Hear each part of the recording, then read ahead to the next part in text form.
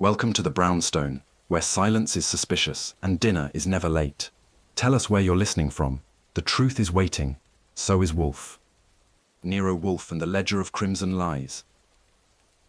Dinner was consumed in silence, except for the occasional grunt of satisfaction from Wolfe and the faint clink of silverware. The roast was perfect. Fritz, as ever, had performed his magic with skin crisped to an even bronze and just seasoned like the confession of a retired Parisian chef. And the plates were cleared and Wolfe had completed his postprandial ritual. Half a bottle of beer, precisely 54 degrees Fahrenheit. He gestured toward the envelope, now resting on the corner of his desk. Describe her, he said. Mid-30s, crimson silk, pale gloves, no jewelry. Spoke like she practiced. Veil. Yes, hair. Couldn't see it. Did she appear frightened? More like resolved. Wolfe nodded. So, a widow then. You got all that from he lied and now he's dead? No, I got that from your tone, and from the paper, and from the hour. Widows don't come before dusk. He leaned back and laced his fingers across his belly. The note, he said, was written by someone intelligent enough to conceal more than she revealed. It is not a plea. It is not it is bait. To what end? To bring me into something I would otherwise avoid. I lit a cigarette and wandered to the window. Outside, the street was empty again. The iron lamplight flickered. Somewhere a car door slammed, but otherwise Manhattan had settled into that brief hush between commerce and crime. She didn't look dangerous, I said. Most effective traps rarely do, Wolfe murmured. He closed his eyes, but not in sleep. She said nothing else? Only her name. Genevieve. Wolfe's lips twitched, not quite a frown. That is not a common name, he said. No last name. He opened his eyes again. Tomorrow, he said, you will find her. Discreetly. Begin with the obituary pages. Look for any man named Arden who fell from a height in the last 6 days. Why? Because she used the past tense. I stared at him. You think the he in the letter is already dead. Wolfe pressed his palms together. I want the full obituary. I want next of kin. I want known associates. And I want the location of the body, if possible. You think the death was recent? I think, he said, she wants me to think it was recent. That may be the only lie in the entire letter. I nodded slowly. You think she killed him? I think, he said softly, that someone killed someone, and that someone believes I will care. He reached for a second bottle of beer. Do not make any telephone calls, he added. Go in person. I stubbed out the cigarette. I was hoping you'd say that. As I reached for my coat, he spoke again. Archie. Yes. She wore crimson. That's not grief. That's strategy. I nodded and pulled the door shut behind me. In the hallway, Fritz met me with a glance. She's come back, he asked. No, I replied, but she left the fuse lit.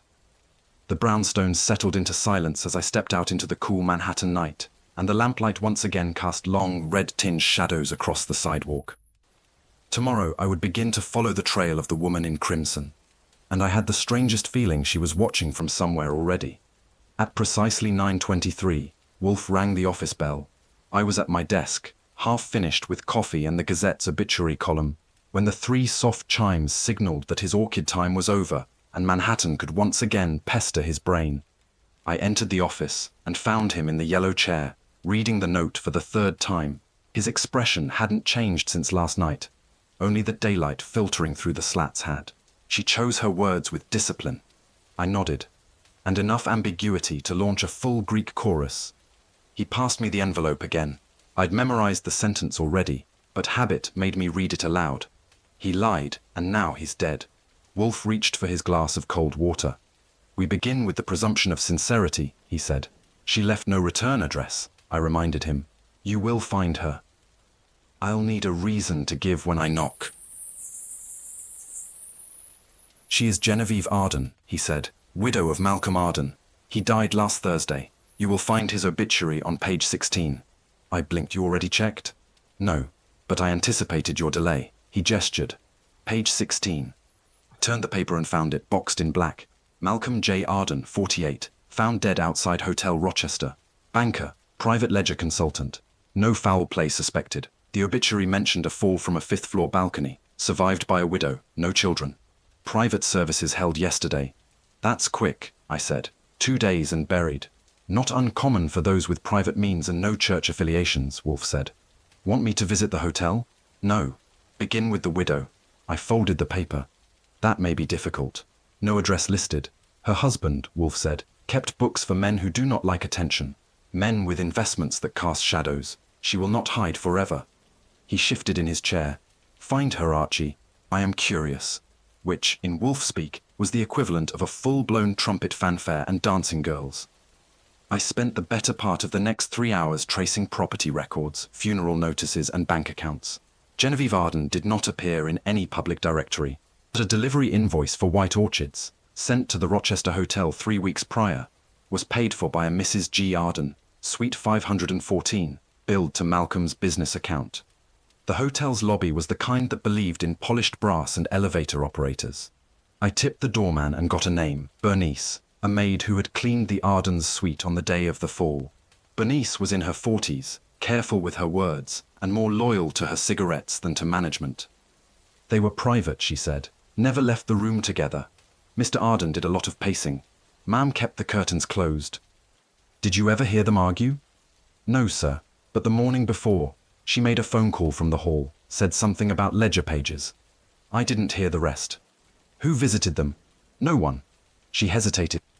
Well, maybe once. Man in a green felt hat came up with a briefcase. Left 15 minutes later. Name? She shrugged. By early afternoon, I was back at the brownstone. Fritz met me at the door, eyes flicking to the faint dust on my lapel. Wolfe was seated, of course. The chair looked less like furniture and more like a throne of observation. I gave my report. She's not in the phone book, not at any of his old addresses, and not at the hotel anymore. Where is she? Rented a small flat in the West 90s under the name G. Venn. Signed the lease 4 days ago, paid cash. No forwarding information. Wolfe tapped his fingers against the armrest. The use of a partial alias suggests fear, or strategy. Also, I added, hotel maidroom as a man visiting with a green felt hat and a briefcase. That drew a grunt. She also overheard Genevieve mention ledger pages on the phone, possibly to a lawyer, possibly, Wolfe said, or to someone less principled. I can bring her here. No. No? Offer her the opportunity, but do not coerce. If she refuses, we let the matter rest, for now. I nodded. You think she wants help? I think, Wolfe said, she wants protection. The question is, from whom? At 7 that evening, a yellow cab deposited her outside the brownstone. She stepped out in black this time, no crimson, no veil, but the same carriage, the same decisive elegance. I opened the door before she could knock. Wolfe, naturally, was already in his chair, beer uncapped beside him, handkerchief folded neatly on his knee. She entered without hesitation. Mrs. Arden, Mr. Wolfe. She inclined her head. Thank you for seeing me. She didn't sit until invited. Wolfe motioned. The red chair. She settled with grace and adjusted her gloves, though the evening was warm. I will be frank, she said. Wolfe nodded once. My husband did not fall. He was pushed by whom? Wolfe asked. That is why I've come. Wolfe took a long sip from his glass. The room was still, the way it gets when something dangerous is being unwrapped. You claim he was murdered, Wolfe said. Yes. But the police have ruled it an accident. They were persuaded.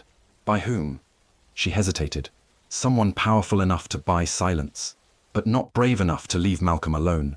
Wolfe studied her for a moment. Explain the ledger. Her eyes flicked once toward me, then back to Wolfe. My husband kept 2. One was for the firm, the other, private. Clients who required discretion. Wolfe's tone did not change. Illegal activity. I never asked, but he kept the second one hidden, locked away. Do you have it? She opened her handbag. From within, she withdrew a small leather-bound volume. Burgundy, but with a dark, almost blood-red sheen in the light. She placed it on the edge of Wolfe's desk. Wolfe didn't touch it. You opened it? Yes. Do you understand what's in it? Not fully, but I recognized names. Enough to know it was dangerous. I stepped forward and picked it up carefully.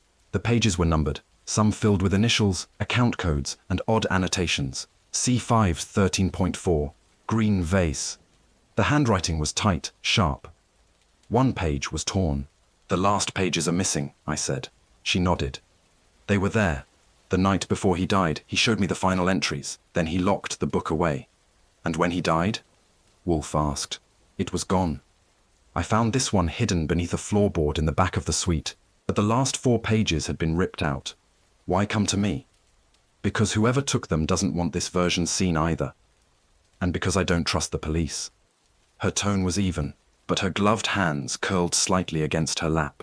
I believe Malcolm was planning to expose someone, or protect himself by threatening to. He said he'd written something they couldn't ignore. And now he's dead. Yes. Wolfe reached for the ledger, finally, and opened it. His brow furrowed. He read 3 pages, then closed it again. You believe the man with the green hat took the missing pages? He asked. I'm not certain, but I know he came in nervous and left faster than he arrived. Describe him. Short, thin, pale, eyes like ice. Malcolm said he wasn't a banker. He said he was a collector. That word sat in the room a moment too long. May I ask, Wolfe said, why you waited 4 days to contact me? She didn't blink. Because I wasn't sure if you worked for them. Wolfe's lips curled slightly. A flattering paranoia. She stood. You don't have to take the case. I've said what I came to say, but I thought you should know. I stepped forward. We'll need your contact. I'll be in touch. She turned toward the door, then paused. One more thing. Wolfe looked up. Malcolm said something before he died. The night before. She turned her eyes to me, then back to Wolfe. He said, if anything happens to me, start with the lie no one noticed. She left the room like a flame leaving a candle. No sound, no scent, just a chill in her absence. I shut the door behind her and returned to the office. Wolfe hadn't moved. Well? I asked. She knows more than she's said, he replied. Dangerous? Possibly. But her fear is, not for herself. He tapped the leather cover of the ledger with 2 fingers. This is bait. For whom? That, he said, is your task for tomorrow. I picked up the ledger again.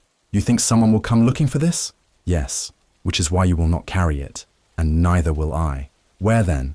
Wolfe stood, slowly, in the humidor, 3rd shelf, behind the San Cristobal box. I opened the glass case and found the empty space. He had planned for this. As I slid the book in, Wolfe lowered himself back into his chair. She said, the lie no one noticed.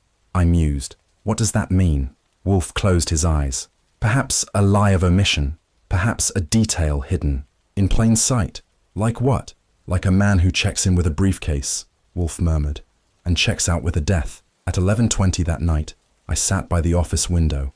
Lights dimmed, gun within reach. Wolfe had retired. Fritz was in his quarters. The brownstone was quiet, and in the distance, somewhere beneath the fog and lamplight of a restless city, I had the faintest suspicion that the man with the green hat wasn't quite finished.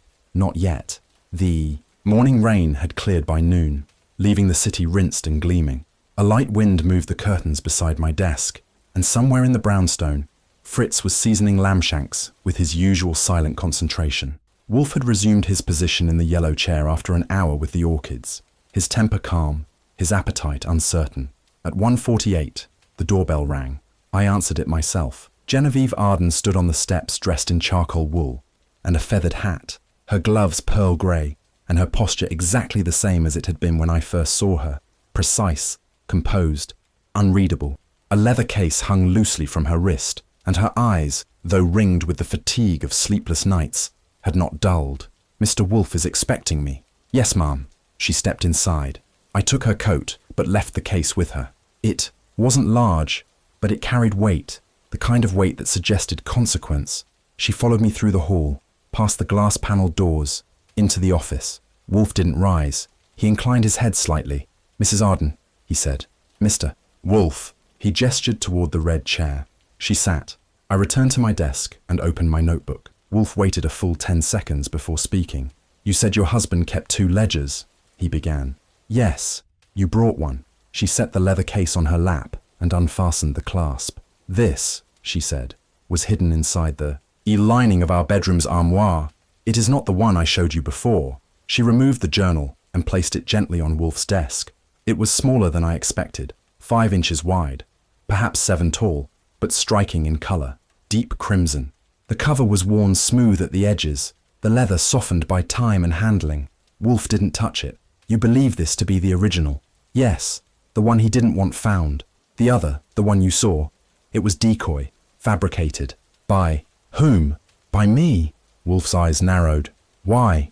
To mislead whoever killed him. I thought if they believed they had the real one, they'd stop looking. And did they? I don't know. But someone searched our room after the funeral. The decoy was taken, This, she nodded toward the crimson ledger, was untouched. It had been slipped behind a false drawer runner. I leaned forward slightly. And the pages, the final 5 are gone. She unlatched the journal. The inner paper was old, ivory-toned, lined in red, columns filled with narrow handwriting, tight, loops, initials, ledger codes, no headers, no names outright, but here and there, a phrase underlined in blue pencil, deferred until spring. See MG Re oil rights. Payoff noted. Wolfe raised a brow. These notations, he said, are abbreviated, deliberately cryptic. Yes. Do you recognize any of them? Some. Enough. Her voice had a brittle edge to it now. He kept them hidden for a reason. The men in this book, if this ever went public, it would ruin them. Do you fear reprisal? I expect it. Then why bring this to me? Her chin lifted a degree. Because if I disappear, I want someone to know why. Wolfe extended his hand. She passed him the ledger without hesitation. He turned to a random page, ran his fingers down the margin. Initials BH appear 5 times in the last third, he murmured. Each followed by figures, dates, and the term advance. Byron Hess, Genevieve said. A financier. He ran speculative trusts. Malcolm despised him. Why? He believed Hess used public accounts to funnel private leverage, investment blackmail. He once said, Hess doesn't buy businesses, he buys silence. And your husband had dealings with him? Only indirectly. Hess's men approached him once. Malcolm declined.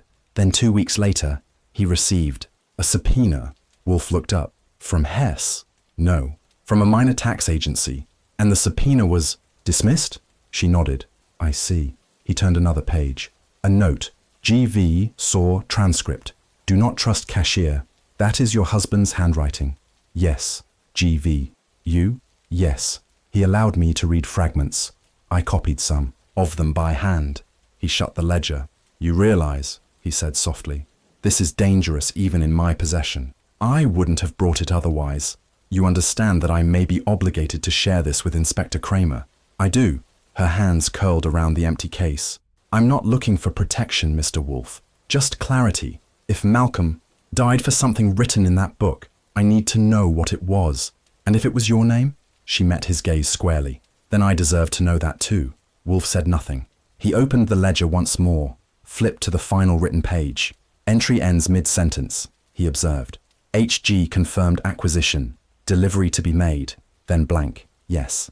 And the missing pages contained the names, she finished. That's what Malcolm said. The final list. Names, times, payments. He said they would destroy everything. The morning rain had cleared by noon, leaving the city rinsed and gleaming. A light wind moved the curtains. Beside my desk, and somewhere in the brownstone, Fritz was seasoning lamb shanks with his usual silent concentration. Wolfe had resumed his position in the yellow chair after an hour with the orchids, his temper calm, his appetite uncertain. At 1:48, the doorbell rang.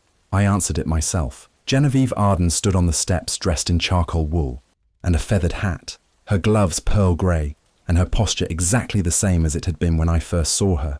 Precise, composed, unreadable. A leather case hung loosely from her wrist, and her eyes, though ringed with the fatigue of sleepless nights, had not dulled. Mr. Wolfe is expecting me. Yes, ma'am. She stepped inside. I took her coat, but left the case with her. It wasn't large, but it carried weight, the kind of weight that suggested consequence. She followed me through the hall, past the glass-panelled doors, into the office. Wolfe didn't rise. He inclined his head slightly. Mrs. Arden, he said. Mr. Wolfe. He gestured toward the red chair. She sat. I returned to my desk and opened my notebook. Wolfe waited a full 10 seconds before speaking. You said your husband kept 2 ledgers, he began. Yes, you brought one. She set the leather case on her lap and unfastened the clasp. This, she said, was hidden inside the lining of our bedroom's armoire. It is not the one I showed you before. She removed the journal and placed it gently on Wolfe's desk. It was smaller than I expected, 5 inches wide, perhaps 7 tall, but striking in colour, deep crimson. The cover was worn smooth at the edges, the leather softened by time and handling. Wolfe didn't touch it. You believe this to be the original? Yes, the one he didn't want found. The other, the one you saw, it was decoy, fabricated. By whom? By me? Wolfe's eyes narrowed. Why? To mislead whoever killed him. I thought if they believed they had the real one, they'd stop looking. And did they? I don't know. But someone searched our room after the funeral. The decoy was taken. This, she nodded toward the crimson ledger, was untouched. It had been slipped behind a false drawer runner. I leaned forward slightly. And the pages, the final 5 are gone. She unlatched the journal. The inner paper was old, ivory-toned, lined in red, columns filled with narrow handwriting, tight, loops, initials, ledger codes, no headers, no names outright. But here and there, a phrase underlined in blue pencil, deferred until spring. See M.G. Re oil rights. Payoff noted. Wolfe raised a brow. These notations, he said, are abbreviated, deliberately cryptic. Yes. Do you recognize any of them? Some. Enough. Her voice had a brittle edge to it now. He kept them hidden for a reason. The men. In this book, if this ever went public, it would ruin them. Do you fear reprisal? I expect it. Then why bring this to me? Her chin lifted a degree. Because if I disappear, I want someone to know why. Wolfe extended his hand. She passed him the ledger without hesitation. He turned to a random page, ran his fingers down the margin. Initials BH appear 5 times in the last third, he murmured, each followed by figures, dates, and the term advance. Byron Hess, Genevieve said. A financier. He ran speculative trusts. Malcolm despised him. Why? He believed Hess used public accounts to funnel private leverage. Investment blackmail. He once said, Hess doesn't buy businesses, he buys silence. And your husband had dealings with him? Only indirectly. Hess's men approached him once. Malcolm declined. Then 2 weeks later, he received a subpoena. Wolfe looked up. From Hess? No. From a minor tax agency. And the subpoena was dismissed? She nodded. I see. He turned another page. A note. GV saw transcript. Do not trust cashier. That is your husband's handwriting? Yes. GV. You? Yes. He allowed me to read fragments. I copied some.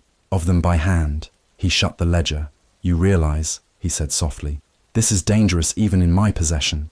I wouldn't have brought it otherwise. You understand that I may be obligated to share this with Inspector Kramer. I do. Her hands curled around the empty case. I'm not looking for protection, Mr. Wolfe. Just clarity. If Malcolm died for something written in that book, I need to know what it was. And if it was your name, she met his gaze squarely, then I deserve to know that too. Wolfe said nothing. He opened the ledger once more, flipped to the final written page. Entry ends mid-sentence, he observed. HG confirmed acquisition, delivery to be made. Then blank, yes. And the missing pages contained the names. She finished. That's what Malcolm said. The final list. Names, times, payments. He said they would destroy everything. Wolfe closed the journal slowly. The motion was deliberate, almost ceremonial. Do you believe your husband intended to release that list? I don't know, she said. He was frightened, but resolute. Frightened of whom? Her jaw tightened. I asked him that once, she said. He said, fear doesn't come from a man with a gun. It comes from a man with your secrets. In his coat pocket. A vivid metaphor, Wolfe murmured. She folded her hands.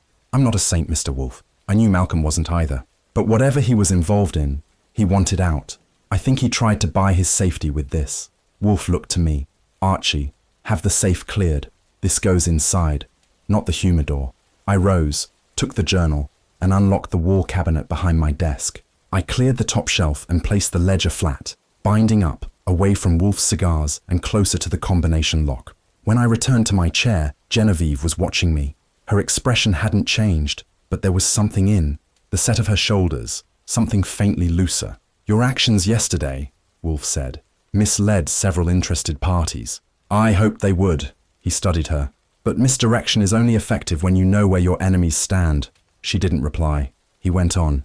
Your husband dealt with powerful men. Their response to betrayal will not be slow. It will be calculated, quiet, surgical. I know. You should have destroyed that book. I couldn't. Why? Because it was the only thing he left me that wasn't a lie. The silence that followed was not uncomfortable, but heavy. Wolfe broke it with a question so casual it nearly passed for idle curiosity. What do you know of a man in a green hat? Her eyes flicked, just slightly. He came to our suite 2 nights before the fall. I didn't see his face. He left quickly, carrying Anything? A folded envelope. Malcolm said it was insurance. Who was he? I asked. Malcolm said only, he's a message, not a man. Wolfe leaned back. A poetic line. What do you suppose he meant? I think, she said, he meant the man wasn't acting alone, or thinking for himself. Yes, I wrote that down. Message, not a man. It fit with the briefcase and the 15-minute visit. It also fit with the missing pages. Wolfe reached for his beer. Mrs. Arden, you have not asked what I intend to do. I assumed you'd tell me. I intend, he said, to find out who benefits from the missing pages, because the man who took them is either a coward or a corpse waiting to happen.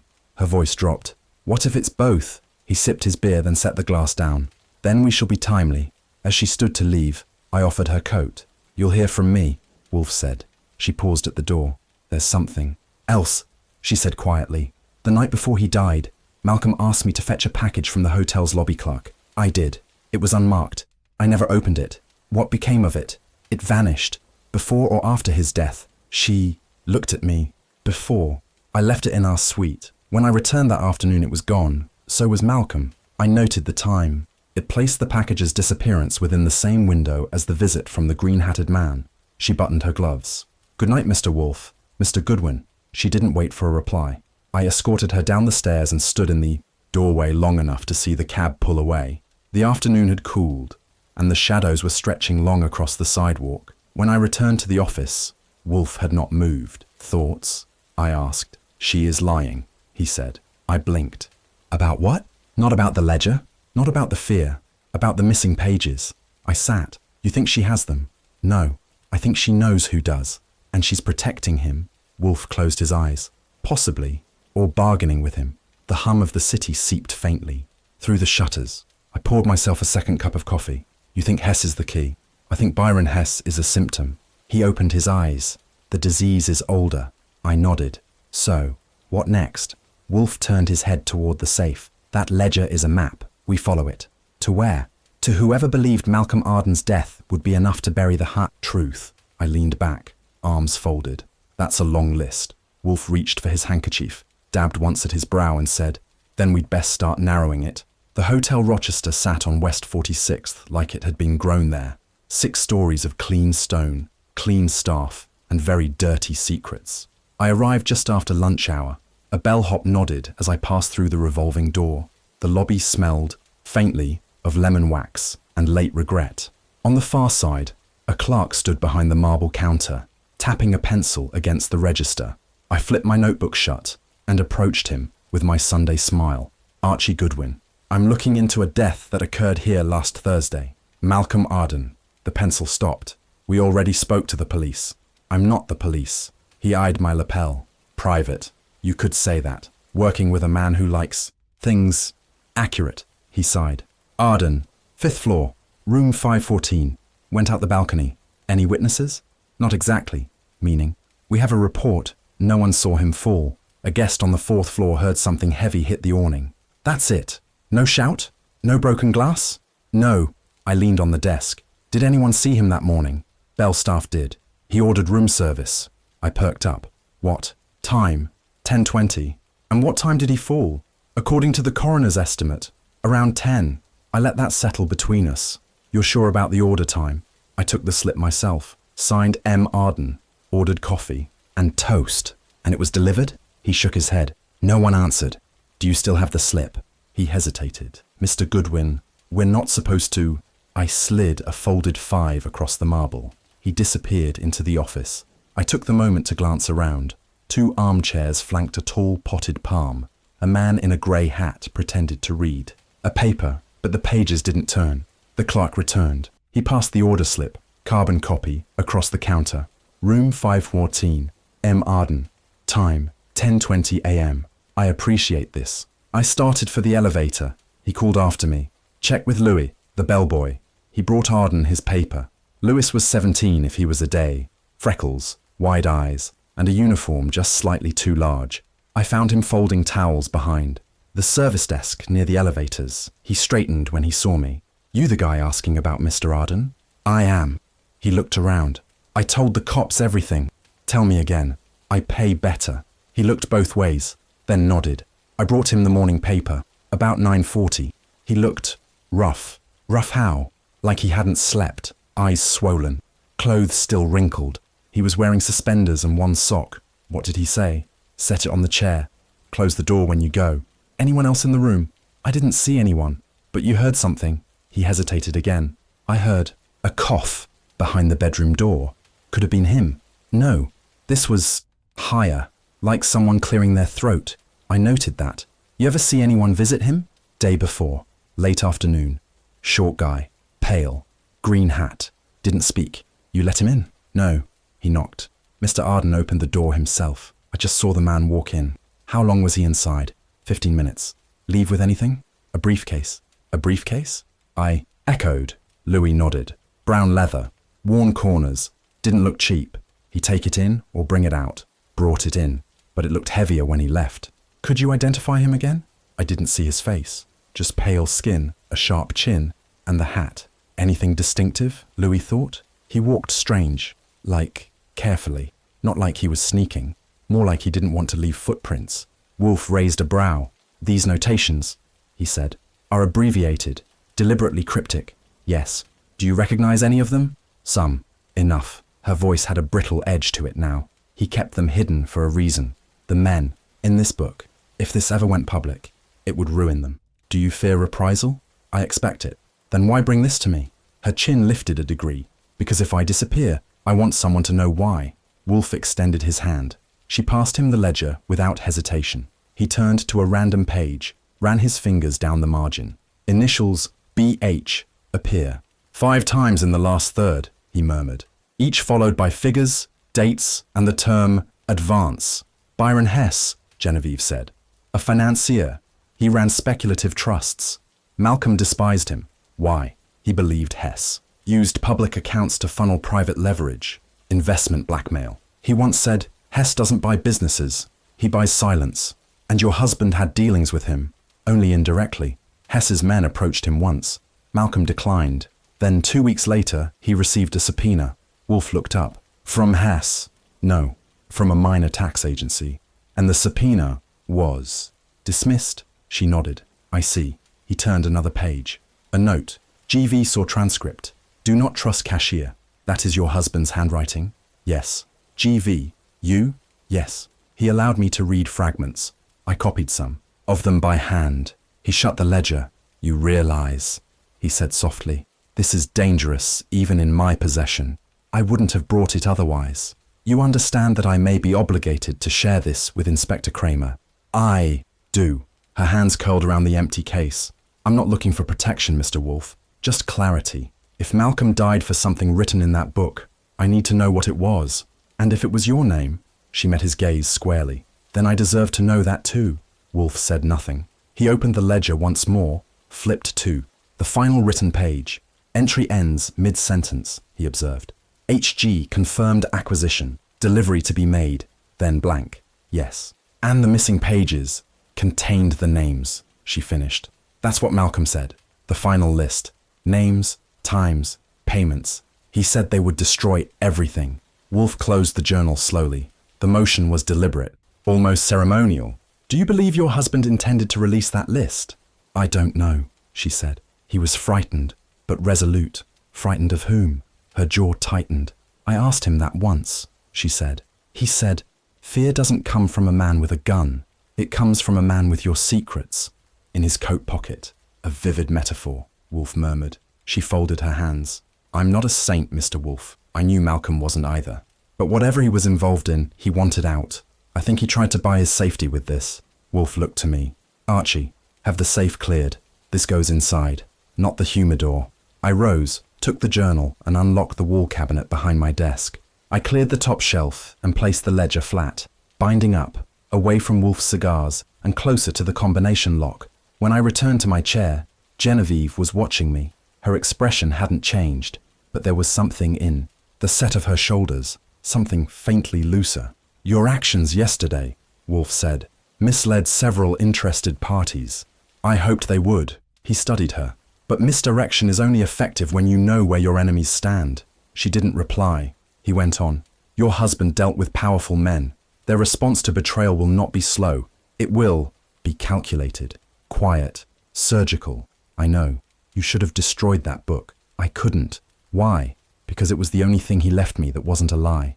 The silence that followed was not uncomfortable, but heavy. Wolfe broke it with a question so casual it nearly passed for idle curiosity. What do you know of a man in a green hat? Her eyes flicked, just slightly. He came to our suite 2 nights before the fall.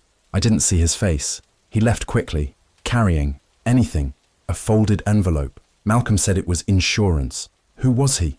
I asked. Malcolm said only, he's a message, not a man. Wolfe leaned back. A poetic line. What do you suppose he meant? I think, she said, he meant the man wasn't acting alone, or thinking for himself. Yes, I wrote that down. Message, not a man. It fit with the briefcase and the 15-minute visit. It also fit with the missing pages. Wolfe reached for his beer.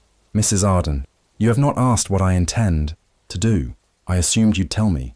I intend, he said, to find out who benefits from the missing pages, because the man who took them is either a coward or a corpse waiting to happen. Her voice dropped. What if it's both? He sipped his beer, then set the glass down. Then we shall be timely. As she stood to leave, I offered her coat. You'll hear from me, Wolfe said. She paused at the door. There's something else, she said quietly. The night before he died, Malcolm asked me to fetch a package from the hotel's lobby clerk. I did. It was unmarked. I never opened it. What became of it? It vanished. Before or after his death? She looked at me. Before. I left it in our suite. When I returned that afternoon, it was gone. So was Malcolm. I noted the time. It placed the package's disappearance within the same window as the visit from the green-hatted man. She buttoned her gloves. Good night, Mr. Wolfe. Mr. Goodwin. She didn't wait for a reply. I escorted her down the stairs and stood in the doorway long enough to see the cab pull away. The afternoon had cooled, and the shadows were stretching long across the sidewalk. When I returned to the office, Wolfe had not moved. Thoughts? I asked. She is lying, he said. I blinked. About what? Not about the ledger, not about the fear, about the missing pages. I sat. You think she has them?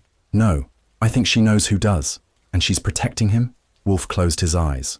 Possibly, or bargaining with him. The hum of the city seeped faintly through the shutters. I poured myself a second cup of coffee. You think Hess is the key? I think Byron Hess is a symptom. He opened his eyes. The disease is older. I nodded. So, what next? Wolfe turned his head toward the safe. That ledger is a map.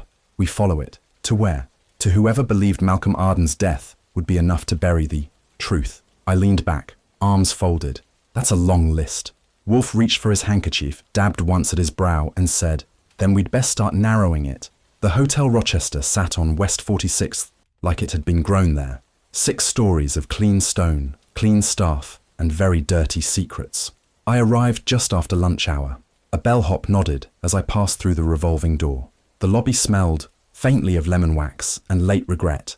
On the far side, a clerk stood behind the marble counter, tapping a pencil against the register. I flipped my notebook shut and approached him with my Sunday smile. Archie Goodwin. I'm looking into a death that occurred here last Thursday. Malcolm Arden. The pencil stopped. We already spoke to the police. I'm not the police. He eyed my lapel. Private. You could say that. Working with a man who likes things accurate, he sighed. Arden. 5th floor. Room 514. Went out the balcony. Any witnesses? Not exactly. Meaning? We have a report.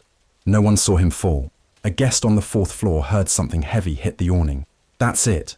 No shout? No broken glass? No. I leaned on the desk. Did anyone see him that morning? Bellstaff did. He ordered room service. I perked up. What? Time? 10:20. And what time did he fall?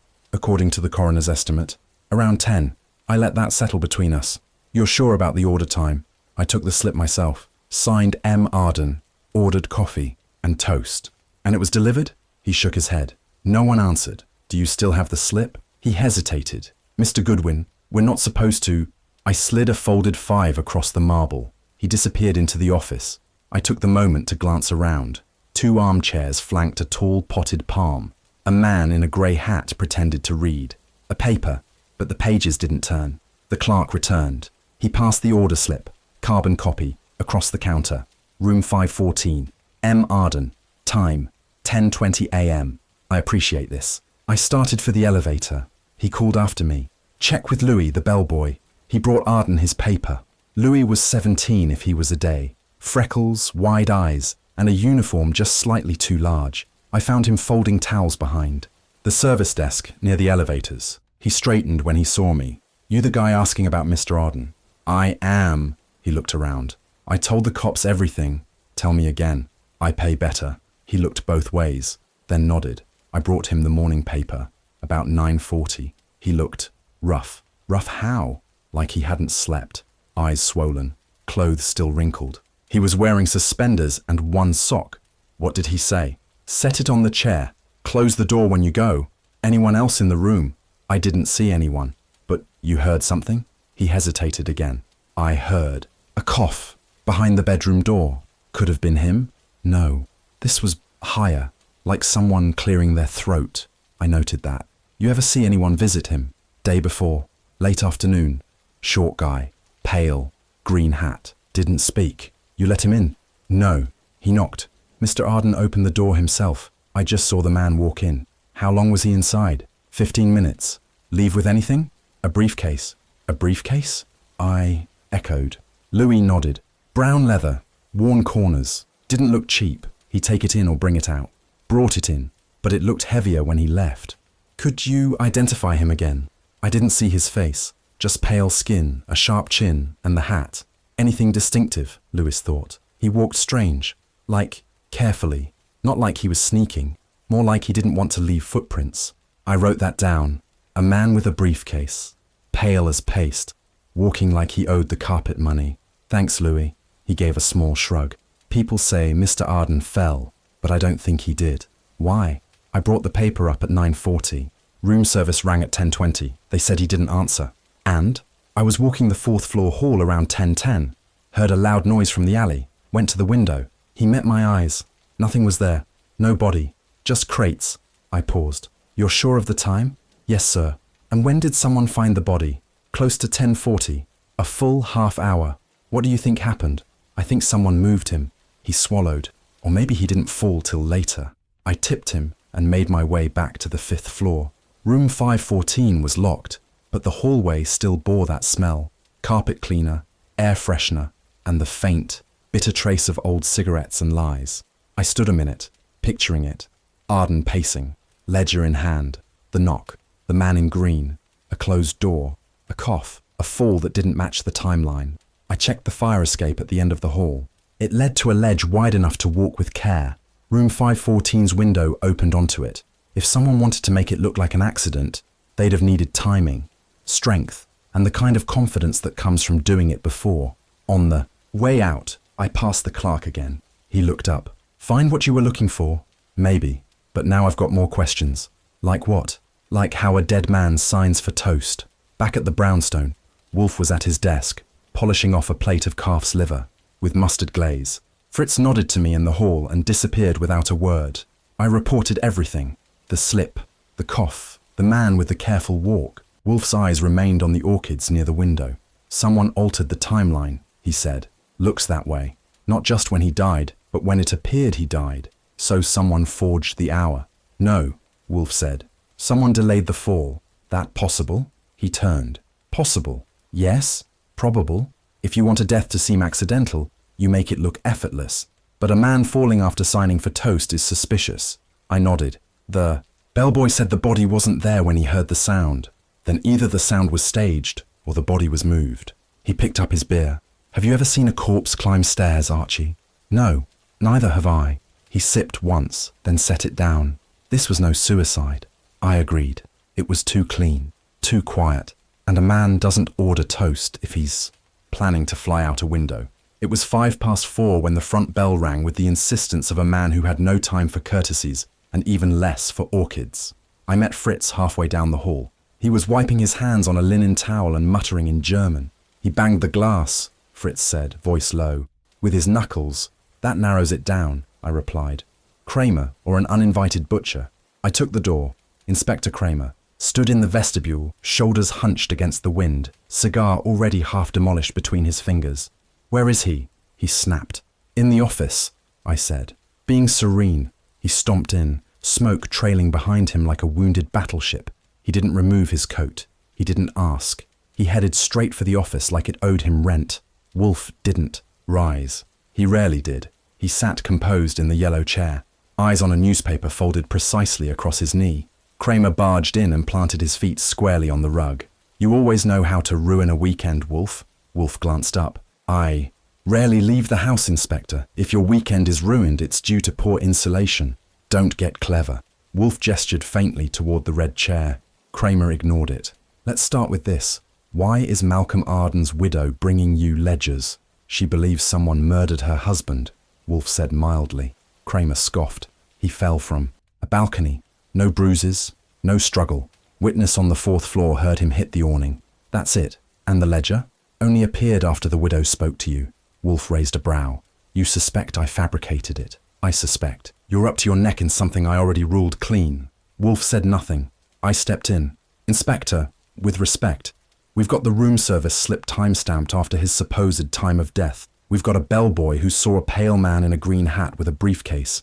And we've got Mrs. Arden handing over a crimson ledger missing its last 5 pages.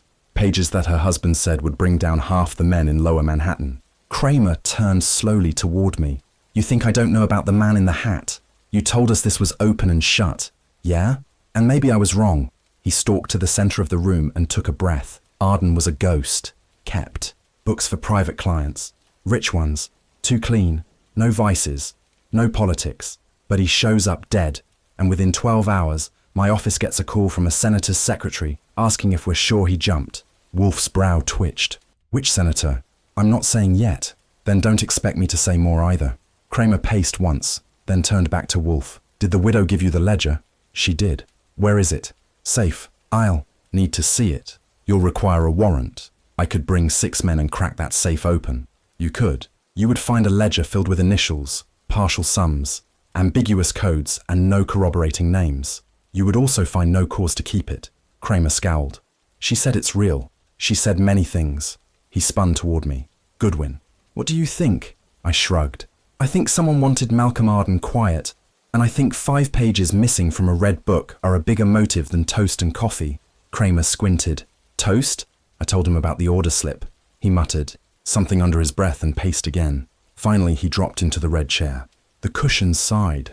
"Let's say," he said, "for the sake of argument, this wasn't an accident." "Go on," Wolfe said. "Then someone had to be in that room after 10. Someone who knew how to make a body disappear and reappear. Someone who didn't leave fingerprints." He leaned forward. "You ever heard of a man named Toby Rusk?" "No. Minor hood. Used to fix horse numbers for a betting ring in Chelsea. Smart enough to stay out of prison. Dumb enough to think he could blackmail the wrong accountant." "You think he's the green-hatted man?" "No. I think he works for whoever sent him." Wolfe nodded once. "Then you believe Mrs. Arden?" "I believe someone got to her." Kramer took a long draw on his cigar, then stabbed the stub into my ashtray. "She's not stupid. She's hiding something." Wolfe nodded again. "She lied about when the ledger came into her possession." Kramer looked up. "You sure?"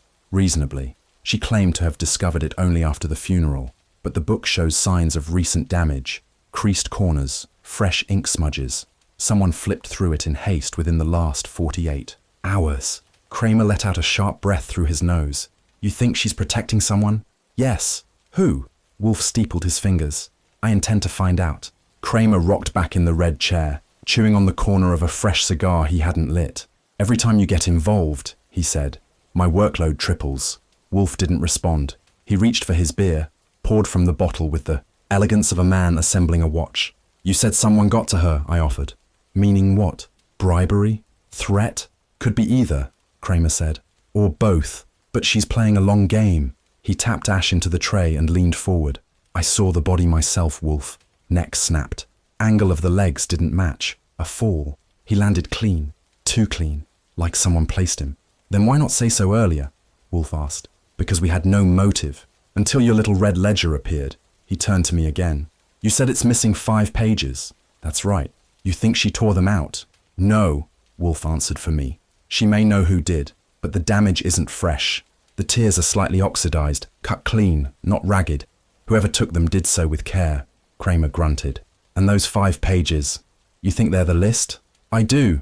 Names." Wolfe didn't blink. Not only names, instructions, codes, evidence, the sort of thing that turns silence into currency. Kramer sat back. I want that ledger, Wolfe. You cannot have it. It could help us prosecute. You cannot have it, Wolfe repeated. Not yet. Kramer stood. Then give me something I can use. Wolfe considered. There is a man named Byron Hess. Kramer's brow creased. Investment banker. Yes.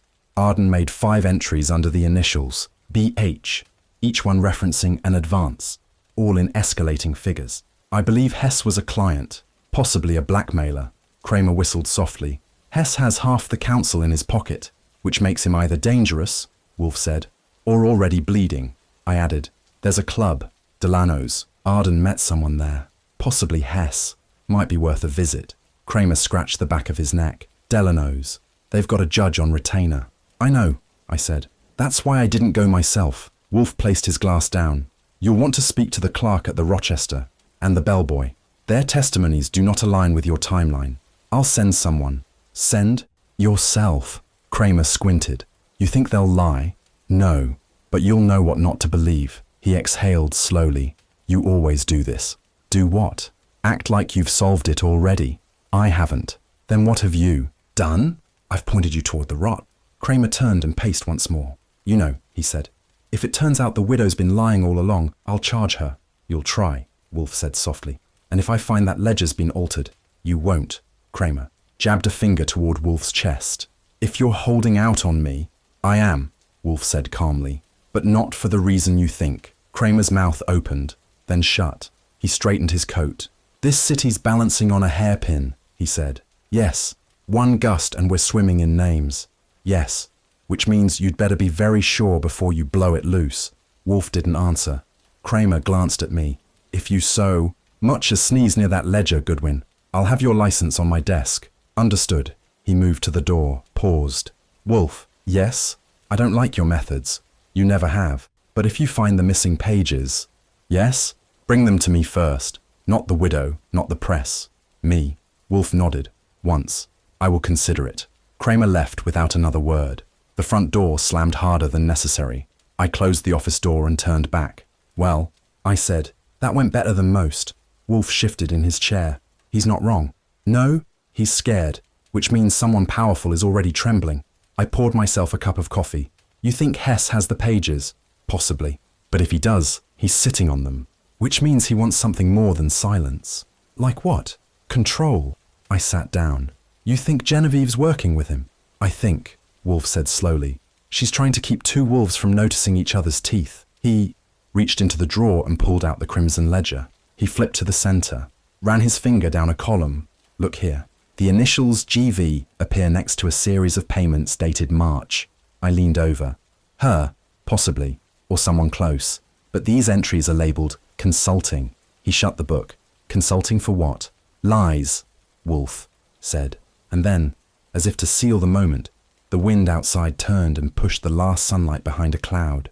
The rain had turned to mist by the time I reached East 60th. A grey film hung over the sidewalk, softening the sharp edges of Manhattan and making the stoops and windows look like half-forgotten sketches. I had the address from a personnel listing Wolfe had dug up that morning. Hilda Von, formerly secretary to Malcolm Arden for 6 years, quiet, discreet, unmarried, and reportedly not the type to gossip. That last part was about to be tested.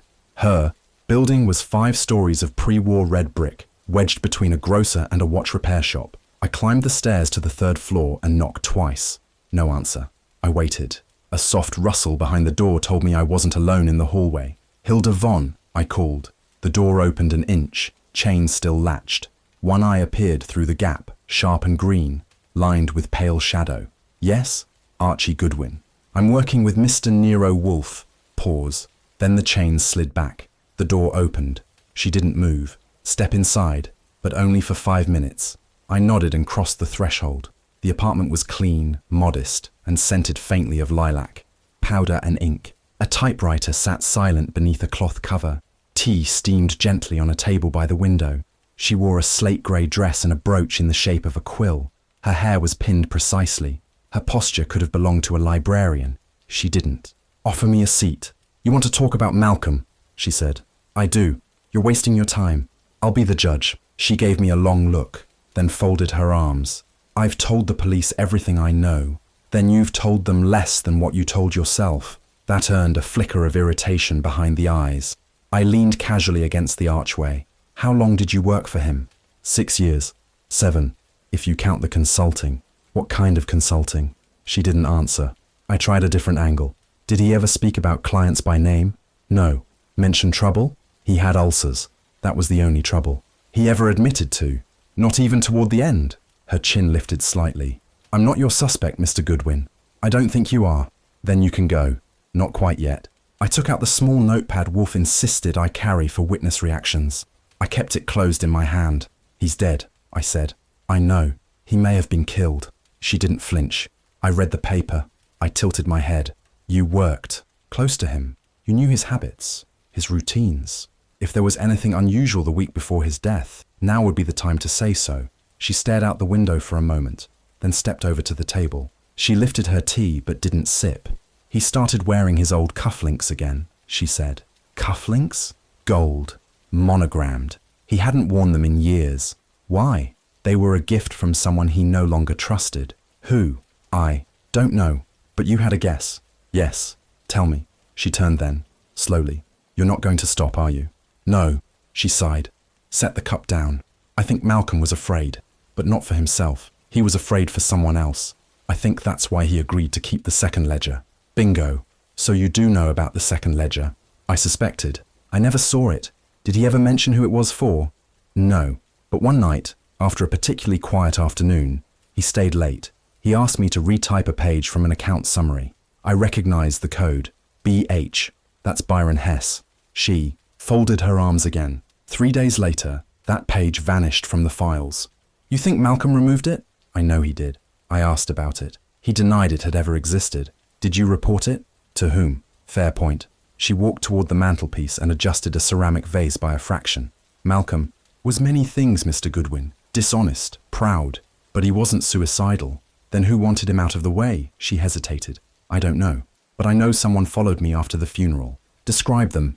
Tan coat, brown shoes, stayed 2 doors behind. I took the long way home. They were gone by Lexington. Did you report that? No. Why not? Because I value being left alone. I stepped forward. Hilda, if someone's trying to clean this up and you were close to the mess. She cut me off. I said I don't know, but you know enough to worry. Her expression hardened. I'm not warning you as a suspect, Mr. Goodwin. I'm warning you as someone who has no intention of being dragged into whatever storm Malcolm brought on himself. You think this storm's still far off? I asked. She didn't answer. I pulled out the sketch Wolfe had drawn, his own peculiar method of deduction by impression. It wasn't a portrait, just the silhouette of a man with a green felt hat and a briefcase. Below it, Wolfe had written, not alone, a messenger, no face, no sound. I laid it on the side table. Do you recognize this? She looked at it. Her fingers twitched just once near her side. No. You hesitated. I blinked. You recognize something. She sat down finally, not to rest, just to think more effectively. There was a man, she said slowly. Not here. Not at Malcolm's office, but once. I saw him watching across the street. Last winter. Pale. Small build. He wore gloves. Green, I think. He lit a match and let it burn to his fingers. You remember the gloves, but not the face. I never saw his face. And you never asked Malcolm. I did. He said, that man's not meant for you. She paused. Then he told me not to come in the next day. Did you? No. I stayed away for 2. And when you returned, he acted as if nothing had happened. But he started locking. The bottom drawer, where the ledger would have been, I suppose. I stepped closer to the table. Hilda, this man, if he's watching you now, Wolfe can help. But only if you stop keeping 1 foot out the door. She met my gaze. I've already buried the man I respected. I won't bury myself for the one I pitied. I softened my tone. We're not asking you to leap, just to let us walk beside. You. She stared a long time. Do you have it? She asked. The ledger? Yes? I didn't say we did. Her lips curved. Barely. If you did, and someone knew, then I'd say time is running faster than you think. You think they'll come for it? I think they already have. She rose and crossed to the bookshelf. She pulled out a worn hardback, The Structure of Finance, and slipped something from behind the spine. She returned and offered it to me. A folded piece of onion skin typing paper. On it, a name and a single number. Lionel Drury, 742M. Who is he? A lawyer. Malcolm met him once a month. Never logged the appointments. Why? He said Drury helped him fold corners without creasing pages. That's poetic. It's criminal. She walked to the window. I don't know if Drury's still alive, but if he is, he knows where the fire starts. I pocketed the slip. Why give me this now? Because I've said enough to put myself on someone's list. And if I disappear, I'll know where to start. No, she said, turning. You'll know why. I left quietly. Outside, the rain had returned. It came in thin sheets, slicing diagonally across the pavement. I lit a cigarette under the eave and watched the windows. Third floor, no movement. In my coat pocket, the name pulsed like a match head. Lionel Drury. Back at the brownstone, Wolfe was nestled in the yellow chair, sipping beer and scowling at an article on soil degradation in orchid beds. He looked up as I entered. Well, Hilda Von isn't as silent as advertised. She gave you something. A name. I handed him the folded paper. He opened it, read it twice. Drury, lawyer. No office listed, no street address, just a telephone number. Wolfe passed it to me. Find him. Quietly. Why quietly? Because men like Lionel Drury tend to vanish once their names leave paper. I paused. She's scared. She should be. He turned to the orchids. Fear, he said, is the truest motive for silence. I nodded. Even a secretary can only keep secrets so long. He didn't look at me. No, Archie. It's not how long they keep them. It's who taught them why to keep them in the first place. The brownstone was unusually still that morning. Fritz had retired to the kitchen to prepare a bouillabaisse, and Wolfe had requested absolute silence, which meant I could so much as breathe, but only if I did it rhythmically. The crimson ledger lay open on the table between us, its spine creased, its pages thick with ink and meaning. Wolfe hadn't spoken in 20 minutes. That might not sound like much, but for a man with 24 orchids upstairs and a bone to pick with the entire state of New Jersey, it was a lifetime. He turned another page, slowly. Archie. Yes? Observe this. He rotated the ledger toward me and tapped the margin with the tip of a letter opener. The page in question was half filled with figures, columns of initials and numerical codes. GV 1750, HG 2000, BH 5000. But what Wolfe pointed to was off to the side, in faint red ink, barely visible against the cream paper. What am I seeing? I asked. He leaned back. Look at the left edge. The capital letters, running vertically. I squinted. D-E-M-A-N-D it clicked. You're saying these were intentional? Of course. Demand. As in blackmail. He reached for his beer.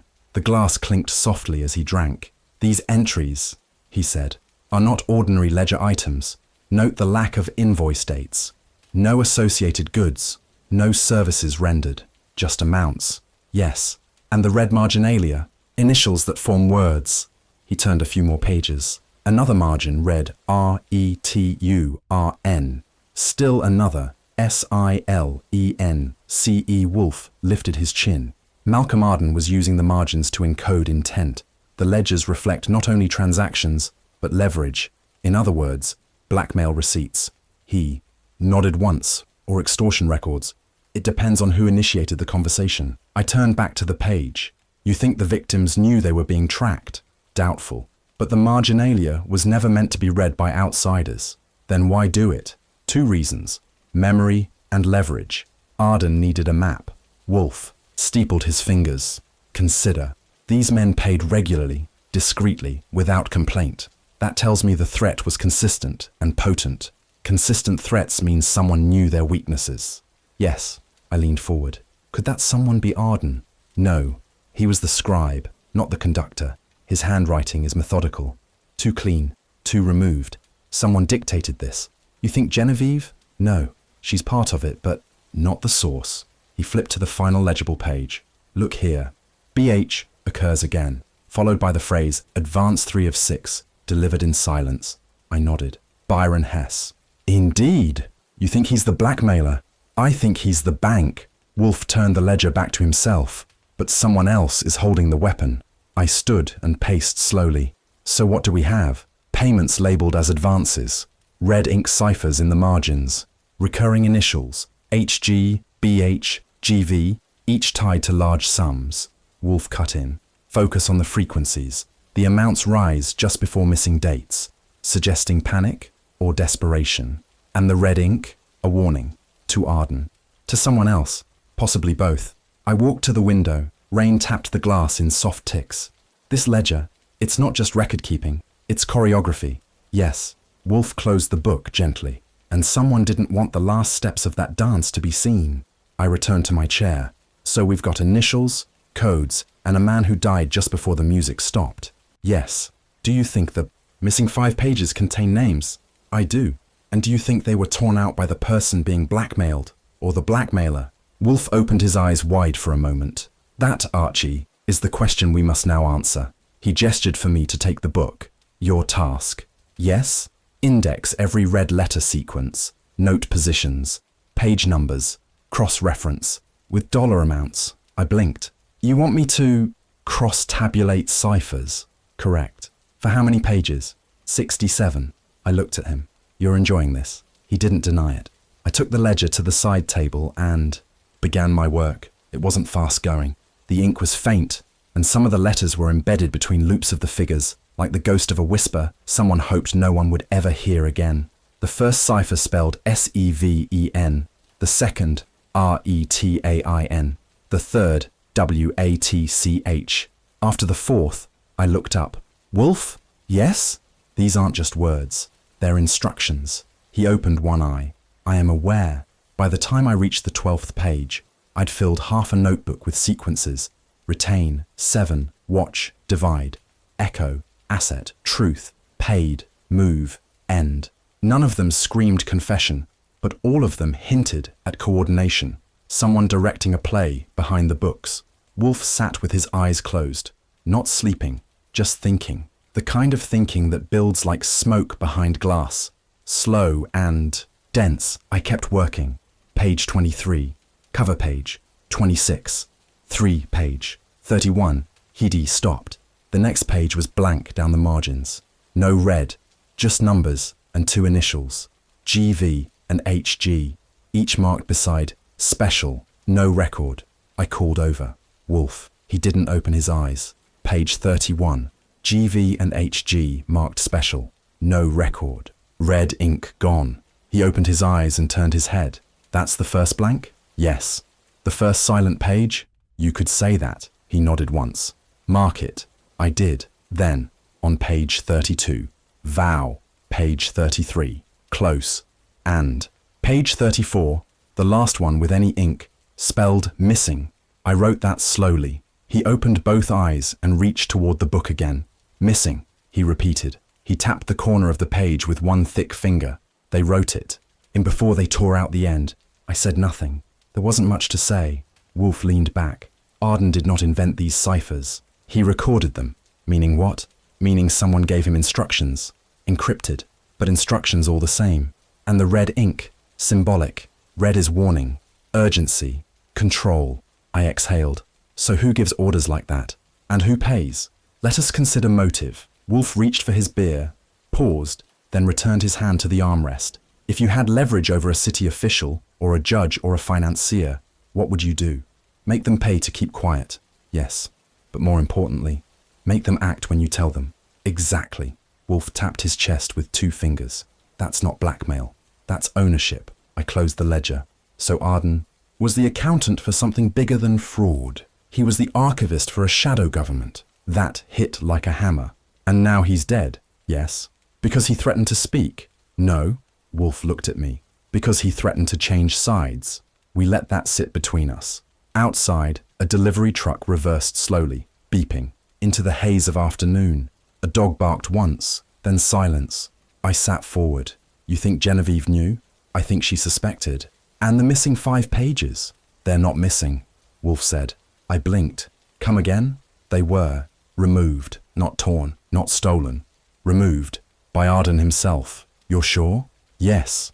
He tapped the folded page at the back of the ledger, the one that had remained pressed into the spine, barely noticeable. Last page left intact, he said. I opened it. Read only. If this is opened, it's already over. MAI closed the book. Wolfe. Yes. You still think Hess is only the bank? No. Then who's running the show? He He looked at the fireplace, where the embers from Fritz's morning fire still pulsed low in the grate. I don't know yet. But you will? He raised one brow. Do you doubt it? I stood. All right, so what do I do? 3 things, he said. Shoot. First, find Lionel Drury. His name connects to 2 red ink entries and 1 special, no record. On it. Second, return to Club Delano. Observe without alert. Focus on Hess. See who he's nervous around. Got it. Third, Wolfe said slowly, leave a copy of the Ledger's margin cipher page in Kramer's mailbox. Without names. Just the ink. I paused. That'll light a match. I intend it to. I moved to the door, paused. Wolfe. Yes? Do you think this all ends with a name? No. He closed his eyes again. This ends with a silence. Then he added, almost too quietly, because the man who speaks will be the last to live. Lionel Drury's office was tucked between a tailor's shop and a travel bureau on East 51st. The shingle out front was modest. L. Drury, legal counsel, by appointment. But the brass was polished, and the curtains behind the street-facing windows were stitched with gold thread.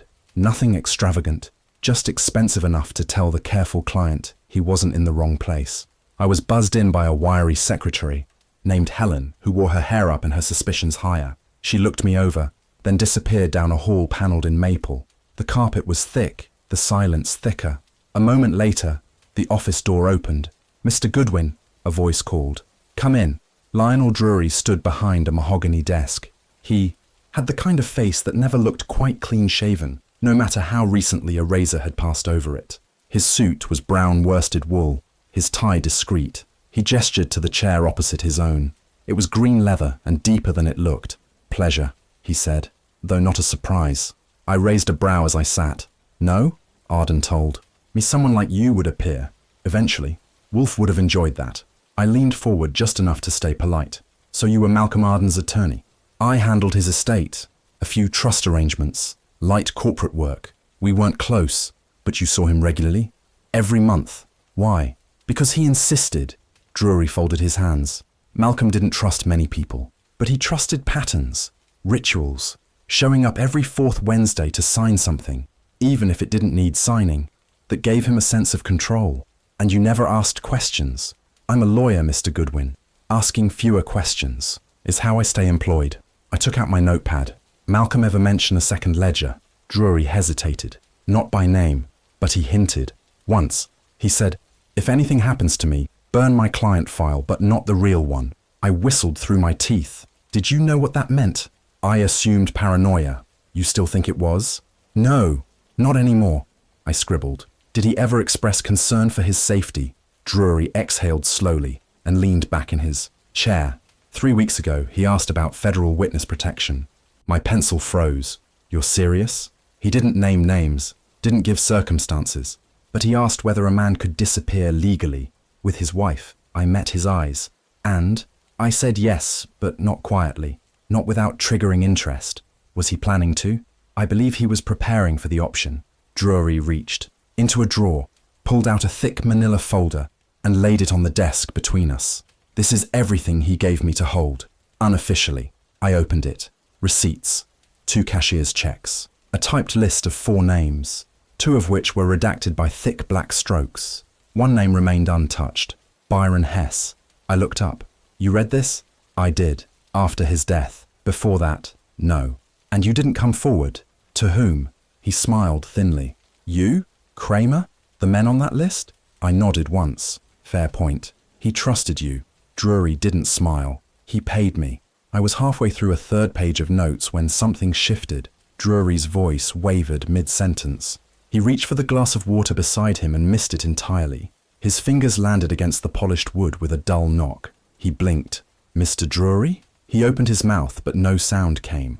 A rattling breath emerged instead. I was up. In a second, around the desk.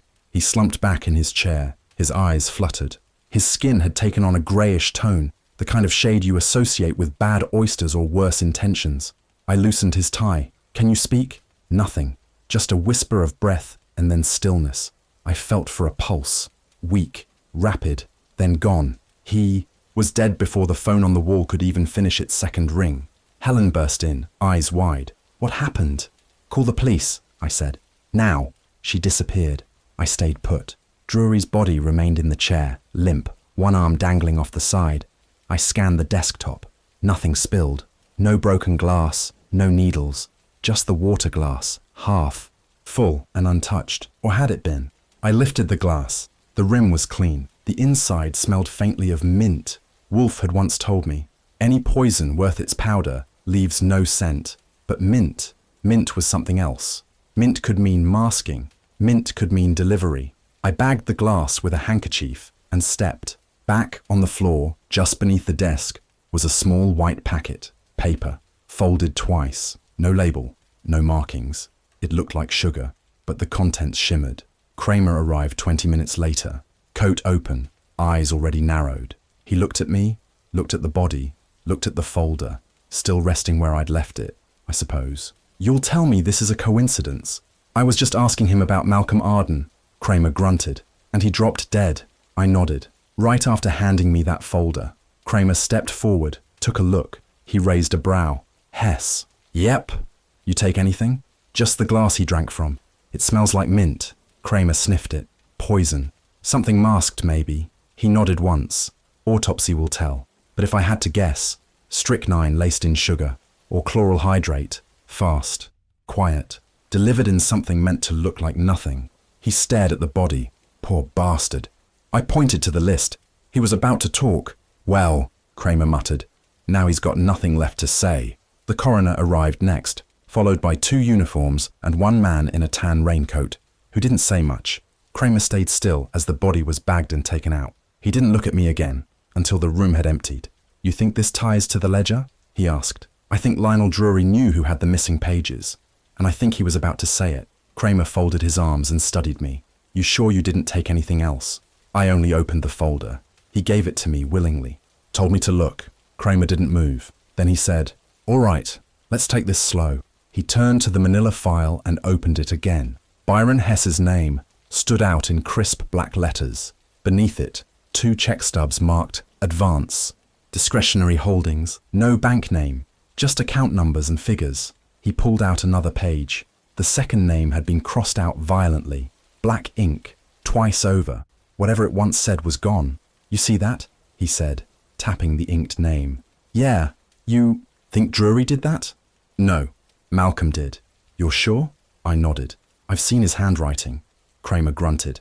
That means Malcolm wanted to protect someone, even in death. Or, I said, he still thought they could be useful. Back at the brownstone, I filed the report while Wolfe read the transcript over my shoulder. He didn't speak until I was done. So, he said softly, a lawyer, dies with a glass of mint water in his hand and an unspoken name in his mouth. That's about the shape of it. He poured himself a fresh glass of beer. Did you see the white packet? Found it under his desk. Paper. Looked like sugar. Did you take it? No. Left it for the lab. He nodded, just once. Good. He sat back, resting his hand on the arm of the yellow chair. What else? I handed him the folder. He skimmed it, eyes narrowed. When he reached the uncrossed name, Hess, he made a noise halfway between a grunt and a sigh. He was everywhere, Wolfe muttered. 3 entries in the ledger, 1 name here, and likely linked to the red ink. He isn't the architect, Wolfe said, but he's the treasurer. He flipped the page, and this second name, blacked out, sloppy, inefficient. Malcolm was rushing. No, intentional. He knew we'd see the redaction. He meant for it to be noticed. Why? To warn us. I tilted my head. Or to lure us. Wolfe didn't answer. After dinner, Fritz made cassoulet. Wolfe called me back into the office. He pointed at the open ledger. There's a phrase on page 34. Missing. I nodded. And in the folder from Drury, another missing name. Wolfe tapped his index finger against the blotter. They match. You think the name in the ledger's missing line is the same as the name Malcolm redacted? In Drury's list? I do. And if we can find one, we find both. I sat. You think Hess poisoned him? No. Then who? A man who knew Drury had outlived his usefulness. We worked late. I read ledger entries aloud, while Wolfe dictated a reconstruction list. Every name, every code, every red letter. When I reached the phrase retain 7, Wolfe told me to stop. He poured another glass. 7. 7 names? 7 ledgers. I paused. You think there's more than one? I think this is a copy. I looked at the spine, the cover, the worn edges. A copy of what? Of the master. Just past midnight, Wolfe stood and walked to the safe. He opened it, pulled the ledger out, ran his thumb along the binding. Then, almost absent-mindedly, he pressed down near the back. A hidden fold clicked open. A second slip of paper slid out. He held it up. "What is it?" I asked. He handed it to me. Typed, very faintly. "HG knows the master's location. Do not trust him until the 6th hour." "HG," I said aloud. "Hilda, or someone else with those initials." Wolfe returned to his chair. "There is no such thing," he said. A storm began outside just after 1. The wind pressed, its palms to the glass like a man begging entry. Wolfe sat quietly, the ledger in his lap. "We are being herded, Archie," he said. "Toward what?" "Not the truth." He tapped the empty glass. "Toward a performance." I folded the second note. "And who's writing the script?" He smiled grimly. "Whoever tore out those 5 pages and made sure we knew it." The rain had retreated by noon, but the city kept its breath shallow. Manhattan in damp silence always makes you feel like someone's waiting behind every window, watching, timing, remembering. Genevieve arrived unannounced. I opened the door before she rang. She stepped inside without a word, removed her gloves, and offered a single nod. She looked tired, less composed than usual, but not unraveling. Her hair was pinned with less precision, and there was a tremor in her left hand that she didn't try to hide. Wolfe was already in the office. She followed me through, eyes not moving from the ledger I'd left on the credenza. "You summoned me," she said quietly. "I asked you to return," Wolfe replied. He didn't motion to the red chair. She sat anyway. I moved to my desk, notebook. "Ready." Wolfe leaned forward slightly. His voice was neutral. "Tell me about Lionel Drury." She flinched, just slightly, the kind of flinch trained out of polite women at finishing schools. "Drury was my husband's attorney." "No, before that." She didn't answer. Wolfe let the silence widen. "Genevieve," he said, "I intend to protect you only to the edge of the truth. After that, my obligations vanish." She stared at the rug. When she spoke, it was without affect. "I met Lionel Drury in 1939. He was 32. I was 24. Relationship? Yes. Romantic? Yes. Duration? 2 years. We were engaged for a time. And why did that end?" She hesitated. "He grew distant, then controlling. He had ambitions I couldn't share." "Such as?" She exhaled. "Names, favors, discreet letters to discreet men. He wanted me to keep track of who owed whom and why. He said I had the handwriting of a confidant." "Did you write any of those letters?" "Yes." "Did you keep copies?" "No." "Did he?" "I don't know." Wolfe steepled his fingers. "Did Malcolm know?" "Not at first." "And when he found out?" She looked directly at Wolfe for the first time. "He asked me to stop speaking to Drury. I told him I already had." "Was that true?" A pause. "No." Wolfe's tone sharpened. "Just slightly. You maintained contact?" "Yes." "Why?" "Because Drury threatened to reveal my past. He said he'd show Malcolm the originals, the notes I wrote." "So, you allowed Drury to remain close?" "Yes. And when Malcolm became unstable, he never trusted easily. But the ledger, the second one, made him paranoid. And you, I was trying to protect what was left." Wolfe let that hang in the air. "You used Malcolm's paranoia." She blinked. "No." He waited. Then, "Yes." She folded her hands in her lap, perfectly still. "I fed him pieces. Only what Drury told me. Just enough to make him fearful. I thought it would keep him quiet." "And did you relay that fear?" She hesitated. Wolfe's voice was now iron under velvet. "To whom, Mrs. Arden?" She swallowed once. "I don't know." "You do." "I was told to leave messages, notes, once a week, an address in the East 50s. No return, no questions." "Did you sign them?" "No." "What did the messages contain?" "Updates, observations, when Malcolm seemed close to speaking, when he grew more isolated, when he started keeping the real ledger outside the office." Wolfe sat back. "You were reporting him?" "No. You were monitoring him for someone who could hurt him." Her voice broke, not in volume, but rhythm. "I was trying to keep him alive." Wolfe didn't blink. "That logic only holds if your handlers cared whether he lived." Genevieve didn't reply. Her eyes dropped to the edge of the desk, where a sliver of paper poked out from under the crimson ledger. She didn't move to touch it. She just stared. I watched her fingers curl tighter around the hem of her coat. Wolfe spoke again, lower this time. "Genevieve, who received your notes?" "I don't know." "You left them in the same place?" "Yes." "Describe it." She paused. A florist's shop, corner of 58th and Sutton. I'd hand the envelope to the man at the counter. He'd nod and say, "For the hydrangeas." That was it. And the man? Tall, hair greying at the temples, always wore gloves, green gloves. She blinked again. Yes. I glanced at Wolfe. "That's twice now," I said. "Same description Hilda gave." Genevieve turned toward me, but her eyes didn't meet mine. "I didn't know he was dangerous," Wolfe cut in. "He wasn't. Not exactly. He was a conduit, a carrier, a messenger," I added. Genevieve's voice was quiet now, nearly breathless.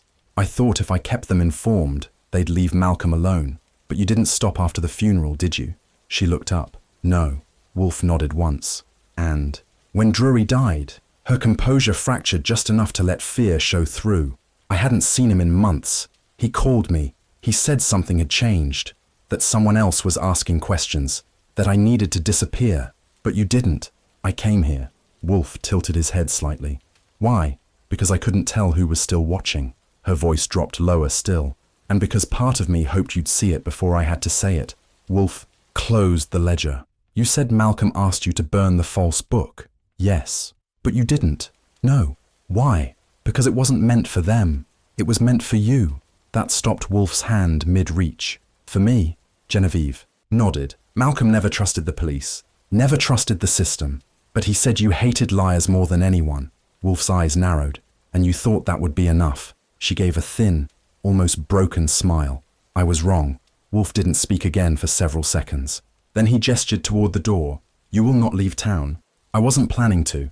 I'm not requesting." She stood. Her face was still unreadable, but the bones beneath the skin now looked sharper, like the mask had been peeled away, just enough to show what had always been there.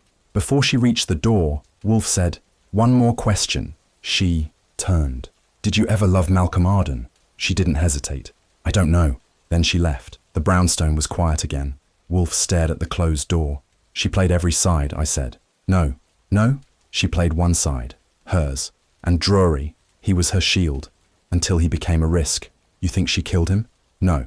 But she saw his end coming, and she let it arrive." I closed the notebook. "You think she still has something left to hide?" Wolfe looked at the fire. "Everyone does." Then he added softly, "But hers has already killed. It was Fritz who found it. I just returned from a rain-soaked errand uptown, hung my coat on the rack, and was halfway through a decent cup of coffee when his voice came up from the cellar. Not loud, but with a tension that meant it wasn't about cork rot or mislabeled Riesling. "Mr. Goodwin?" I went down the steps, slow. Fritz doesn't shout, and when he calls, something's usually off. He met me at the base of the stairs, hand resting on the edge of a shelf stacked with Bordeaux. "Look," he said. At first, I didn't see it. Then, I saw what wasn't there. Behind a row of dusty bottles, Sauternes, 1921, a panel had been shifted. Not much, maybe an inch, but enough to show the dark groove of an opening. "A wall panel?" I asked. Fritz nodded. "I dust the cellar once. A week, that seam was never visible." He reached in carefully and slid the wood aside. Behind it, a small cavity in the stone. Inside were 3 black binders, thin and bound in cracked leather. I pulled one out. There was no label, but the moment I opened. The first page, I knew, ledgers typed, not handwritten. Dates, codes, initials. The same structure as Arden's, but older. I took a breath. These weren't in the safe. Fritz shook his head. "No, and they weren't here yesterday." Back upstairs, Wolfe listened as I laid out the facts. The ledgers were stacked on his desk now, each open to a different page. He didn't touch them, just looked. "Describe." "The cavity," he said. "Rough brick behind the wine, panel blends with the shelving, narrow space, hidden by 4 bottles. Locked?" "No," he grunted. "You think someone planted these?" "I think someone wanted you to find them, but only once you were looking." He nodded once. "And what prompted Fritz to clean behind the Sauterne?" He was checking vintages. "He says one of the bottles had been moved." That got Wolfe's full attention. "Moved? Half an inch? And the dust?" "Disturbed." He sat back. "These were placed recently. Hours maybe." "Then the question becomes not who left them, but who had access." "Not many." I paced slowly. No signs of forced entry. No footprints on the tile. But I stopped. Wolfe looked at me. "Yes?" There was a mark on the far corner of the floor. A scuff. "Describe it." "Small. Narrow heel. black polish, smudged to the right. He nodded slowly. A woman's shoe. Yes. Recent? This morning? Then name the women who've been in the house. I didn't need a list. Genevieve. No. She came straight to the office. Didn't leave my sight. Helen. Kramer's assistant? Hasn't been near the kitchen, let alone the cellar. Hilda. He said it quietly. Flat. No question in the word. Just inevitability. Yes. She was here 4 days ago, I said. Interview in the front room. Never went beyond the hall. Unless she returned, Wolfe murmured. Unnoticed. She's careful. Exact. You said her shoes were always polished. Every time. Wolfe lifted a page from one of the ledgers, held it toward the light. His eyes narrowed. This entry, he said. Page 12. Initials. HV amount 2000.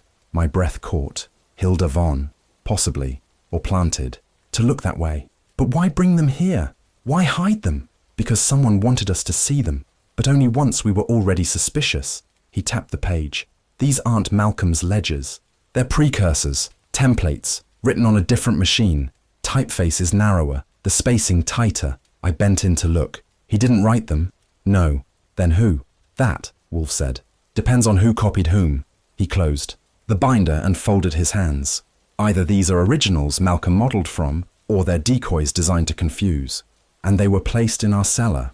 Yes. I leaned on the desk. If Hilda came back, why take the risk? Because she's desperate. Or loyal. Or both. To whom? That's the question. He stood, rare for Wolfe, which meant this wasn't casual. 3 ledgers, 3 names, all embedded in entries. He moved to the board where we'd pinned notes. HV, BH, GV, Hilda Von, Byron Hess, Genevieve Arden. He turned. This isn't an archive. It's a triangle. I frowned. And the purpose? To conceal who's at the center. I looked down at the ledgers again. They're not just records. No, Wolfe said. They're instructions. He stepped back toward the desk, lifted the final binder. Page 37, red ink. I opened it. 1 margin word. Shadow. Later. That night, I returned to the cellar. The bottles were back in place. The seam now closed tight, but the scuff remained. A trace of polish in a faint crescent. Narrow, like the whisper of a heel fleeing too quickly. I stood for a while, listening to the stillness of the house. Wolfe upstairs, unmoving. Fritz in the kitchen, wiping silver without sound. And somewhere in the city, someone still holding the master, or maybe burning it. Club Delano sat just south of Gramercy Park. No sign, no welcome mat. Just a man in a camel hair coat who sized you like a tailor and opened the door if you passed muster. I did, barely. Inside was all hush and money. Mahogany walls, low jazz from a corner piano, and booths deep enough to whisper sins into. The lighting was low, the voices lower. The air held equal parts cologne and caution. I found the bar and took the corner stool. The bartender was slick-haired and polite, but his eyes never stopped moving. I ordered bourbon, neat. You come recommended, I said. He poured carefully. That right? Looking into someone who used to drink here. He didn't blink. Everyone drinks here. Not like him. Malcolm Arden. That got a flicker. Not surprise. Recognition. Quiet guy, he said. Always had his own booth. Corner left. He meet people. All the time. Never the same face twice. Except one. Who? Short. Sharp suit. Always arrived early. Sat with his back to the room. I waited. We called him Mr. B. First name? Didn't say. Didn't like being asked. Describe him. 5'6" maybe. Cufflinks too nice for his jacket. Hands shook when the camera flashed. Camera? Tourist caught a photo once. Accidental. Mr. B left so fast he forgot his hat. Why so jumpy? The bartender lowered his voice. Because he wasn't supposed to be seen. He paid Malcolm like Malcolm was the priest, and he was at confession. I sipped. They ever argue? Once. I mean loud. Arden slammed a folder down. Called him pathetic. Mr. B grabbed his wrist and said something. I didn't hear it, but it made Arden go white. When? 2 weeks before the papers said he jumped. And after that, Mr. B never came back. Back at the brownstone. Wolfe listened with half-lidded eyes. While I recited the exchange, he asked only one question. The folder Arden slammed. Did the bartender see it? No. Said it was navy blue. Thin. Leather strap. Wolfe nodded once. Malcolm was baiting him. Into what? A mistake. Exposure. Didn't work. No, Wolfe said, but it scared him. I dropped into the chair across from him. Mr. B, alias. Wolfe reached into the drawer and removed the old crimson ledger. He flipped to a section we'd marked 2 nights earlier. Margin, close, entry, BH, advance, series 4. He tapped it. Mr. B was Byron Hess. Hess used a fake name. No, Wolfe said. He used an abbreviated one. Mr. B. Enough to keep a bartender guessing, but not enough to fool a man like Malcolm. I nodded. So what did Malcolm have on him? Something that made him desperate, Wolfe said. Desperate men don't skip meetings unless they think the next one might kill them. He gestured for the folder of notes. I handed it over. Wolfe flipped through until he found the page from Drury's effects. He traced the redacted name with a blunt fingertip. Do you remember the scrawl here, just above the ink? The number 7? Yes. And the ledger code on Hess's final entry. Advance 4 of 6. Wolfe pressed the heel of his hand to the desk. Then he was due for 2 more. And if Malcolm threatened to stop, then Hess had motive. To kill. Wolfe raised a brow. To vanish. I leaned forward. There's still no proof Hess wrote the cipher margins. No, Wolfe said. But the club gave us something. Better. What's that? A witness. The bartender saw fear. He paused. And Malcolm saw weakness. We spent the next hour assembling a timeline. Every meeting, every payment, every marginal phrase. Wolfe drew a triangle, placing Genevieve at one point, Hilda at another, and Hess at the third. At the center, a black dot. No initials, he said. No ledger entry. No alias. I stared. You think someone hired Hess? Yes. And sent Hilda to copy Malcolm's archive? Yes. And used Genevieve to monitor him? Yes. I folded my arms. Then who's in the middle? He met my eyes. That, Wolfe said, is the only person not afraid of being seen. A soft knock interrupted us. Fritz appeared with a tray. 2 envelopes unopened. One from Inspector Kramer, Fritz said. Delivered by hand. And one addressed in, woman's script. I took both. Wolfe opened Kramer's first. Inside, a typed lab report. 3 items tested. Item 1, glass. Water residue. Negative. Item 2, packet recovered from Drury's floor. Traces of chloral hydrate. Item 3, envelope lining from a florist on 58th Street. Smudged with red ink. Wolfe passed it back. There. Writing instructions, he said. I opened the second envelope. No note, just a photograph. 2 men, grainy. One seated, one standing. The seated man, Malcolm Arden. The standing man, caught mid-turn, face blurred by motion, but unmistakable by size. And posture, short. Cuffed sleeves, hands tucked behind him, and a hat, round-brimmed, tilted just enough to hide his eyes. I passed it over. Wolfe studied it for a long moment. Then he said, almost too softly to catch, Mr. B didn't forget his hat. He left it behind. Why? To be seen. I blinked. Why would he want that? Wolfe turned the photo toward the lamplight. Because some men, he said, only feel safe when everyone knows what they're capable of. The rain returned sometime around 4, slanting sideways across the brownstone windows like a courier in a hurry. Wolfe was at his desk. The crimson ledger lay open before him, unmoving. He had stared at the same page for 20 minutes. Finally, he said, Archie, yes, fetch the magnifier. I retrieved the brass-rimmed lens from the bookshelf and handed it over. He raised it slowly and peered down the spine of the ledger. Describe for me the color of the stitching. I leaned in. Faint grey, maybe slate. He nodded once. Too new. He turned to the back page.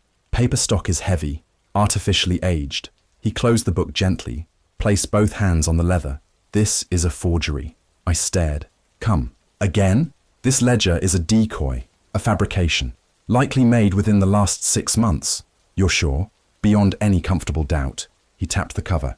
Typeface inconsistent with a Smith Corona of Arden's model. The red ink is too uniform, machine punched. The entries mimic Malcolm's cadence, but not his rhythms. The margins are clever, but mechanical, as if made for the performance of being discovered. He looked up. This was built to be found. I dropped into the red chair. So we never had the real book? No. And this one? Who planted it? Wolfe's brow folded in thought. Someone with access. Someone trusted. Someone who wanted our investigation pointed elsewhere. I exhaled. We bit. Yes, because we were meant to. He flipped to the center pages again. Note the codes. They don't resolve to bank accounts. They resolve to initials, but those initials are too neat. They loop back on themselves, create circles. You found patterns. They wanted that. And now? Now we know they're false. I stood. Then what was the real ledger? Wolfe lifted his chin. A threat. To whom? To everyone listed in the fake one. Because if it's false, then the real. Names remain hidden. He closed the cover with a slow, deliberate press, which means someone is still holding it.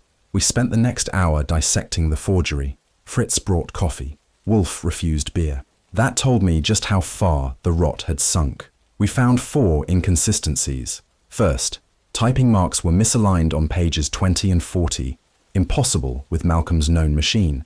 Second, a duplicate entry, same amount, same initials, on 2 separate days. Third, an anachronism, a company name listed that hadn't existed until 52. Malcolm had died in 49. Fourth, ink density varied by month, as though typed on different ribbons. Wolfe circled the anachronism. That is the wound. I asked, and the motive? To bait. I blinked. He stood. Bait. Whom? He turned toward the fireplace. Me. You? Yes, Wolfe said. Who else would examine it this closely? Who else would decode the margins? Who else would bring the forgery to the surface, where it could be seen, discussed, quoted, then discredited? I stayed standing. You think they wanted you to expose it as fake? He nodded once. It discredits the entire theory, undermines our momentum. We are now chasing a forgery, which means no real evidence, no real trail. Wolfe turned from the fire, back to the desk, and worse, our enemies now know what we don't. He opened the drawer, pulled out the side folder. Inside, notes from our interviews, marked and cross-referenced. The photograph of Mr. B, the cellar drop, the poisoned lawyer, all timed precisely to fit around a forged ledger. He looked at me. They're not responding. They're orchestrating. I dropped into the red chair again, harder this time. All right, let's suppose this was bait.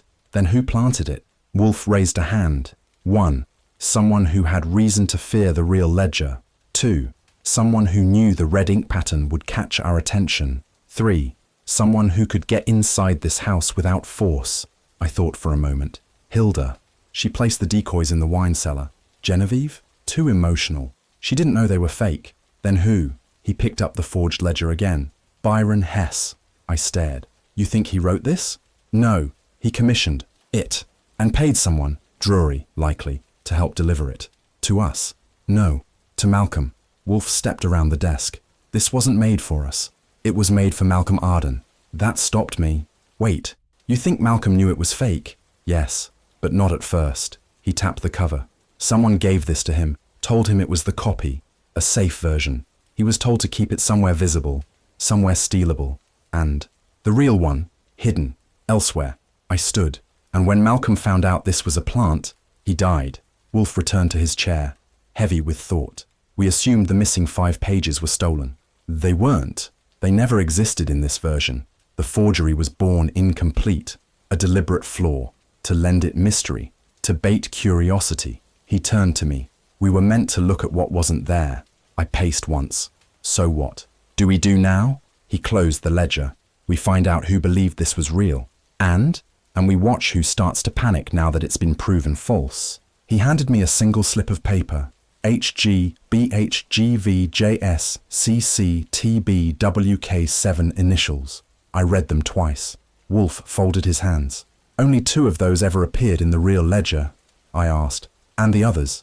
He smiled faintly. Victims of fiction. Then he leaned back. And someone is about to kill again to make sure we don't learn which is which. Kramer didn't knock. He barged in with the kind of scowl that needed a license and a second pair of boots. Behind him came a short man in a charcoal suit, sleeves too long, collar too tight, and the unmistakable sheen of guilt crawling down the back of his neck. Byron Hess. He didn't speak as he was guided to the red chair. He looked smaller than he had at Club Delano, smaller than the picture, smaller than the fear he'd left behind. Kramer stood by the door. He asked for Wolfe, not a lawyer, not a priest. Wolfe. Wolfe didn't rise. He didn't blink. Mr. Hess, he said calmly. Your reputation enters before you. But your conscience, I see, arrives late. Hess tugged at his collar. I didn't kill him. No, but you helped destroy him. I was being blackmailed. Wolfe steepled his fingers. Start from the beginning. And do not insult me with omissions. Hess swallowed once. I was approached 3 years ago by Malcolm Arden. Quiet man. Knew too much. Had documents. Ledgers. Said they proved financial misconduct in my firm's investment trust. And were they accurate? No. Then how did he convince you? Because of Genevieve Arden. Wolfe raised an eyebrow. You're saying his wife was involved? She gave him the numbers. But she gave me something else. Confidence. We had history. Before the marriage. Wolfe nodded slightly. Go on. She said she could tip the ledger, feed Malcolm false data, numbers that looked authentic, that could panic our stakeholders. Wolfe's voice was low. She played both of you? Yes. She told Malcolm the figures were confidential, that she was helping him reveal corruption. She told me she'd doctored the data to frame a competitor, said Malcolm would never verify it, but he did. Hess nodded, eyes down. He had it checked, quietly, found the numbers didn't match. That's when the real blackmail started. And what did he want? Names, access. He wanted to see the list, the people who could be controlled with money or secrets. Wolfe reached for the crimson ledger on the desk and held it up. And this? Fake. You knew? I commissioned it. Drury typed it. And the red ink? Genevieve's idea. She said it would give the pages the scent of blood. Wolfe's jaw tightened. You expected me to find it. Hess looked up. Yes. We knew you'd spot the flaws. We wanted you to. Why? To bury the story. You'd dismiss it, call it counterfeit, and anything else you found after would be stained by doubt. Wolfe leaned forward. Why now? Because I think. She killed Malcolm.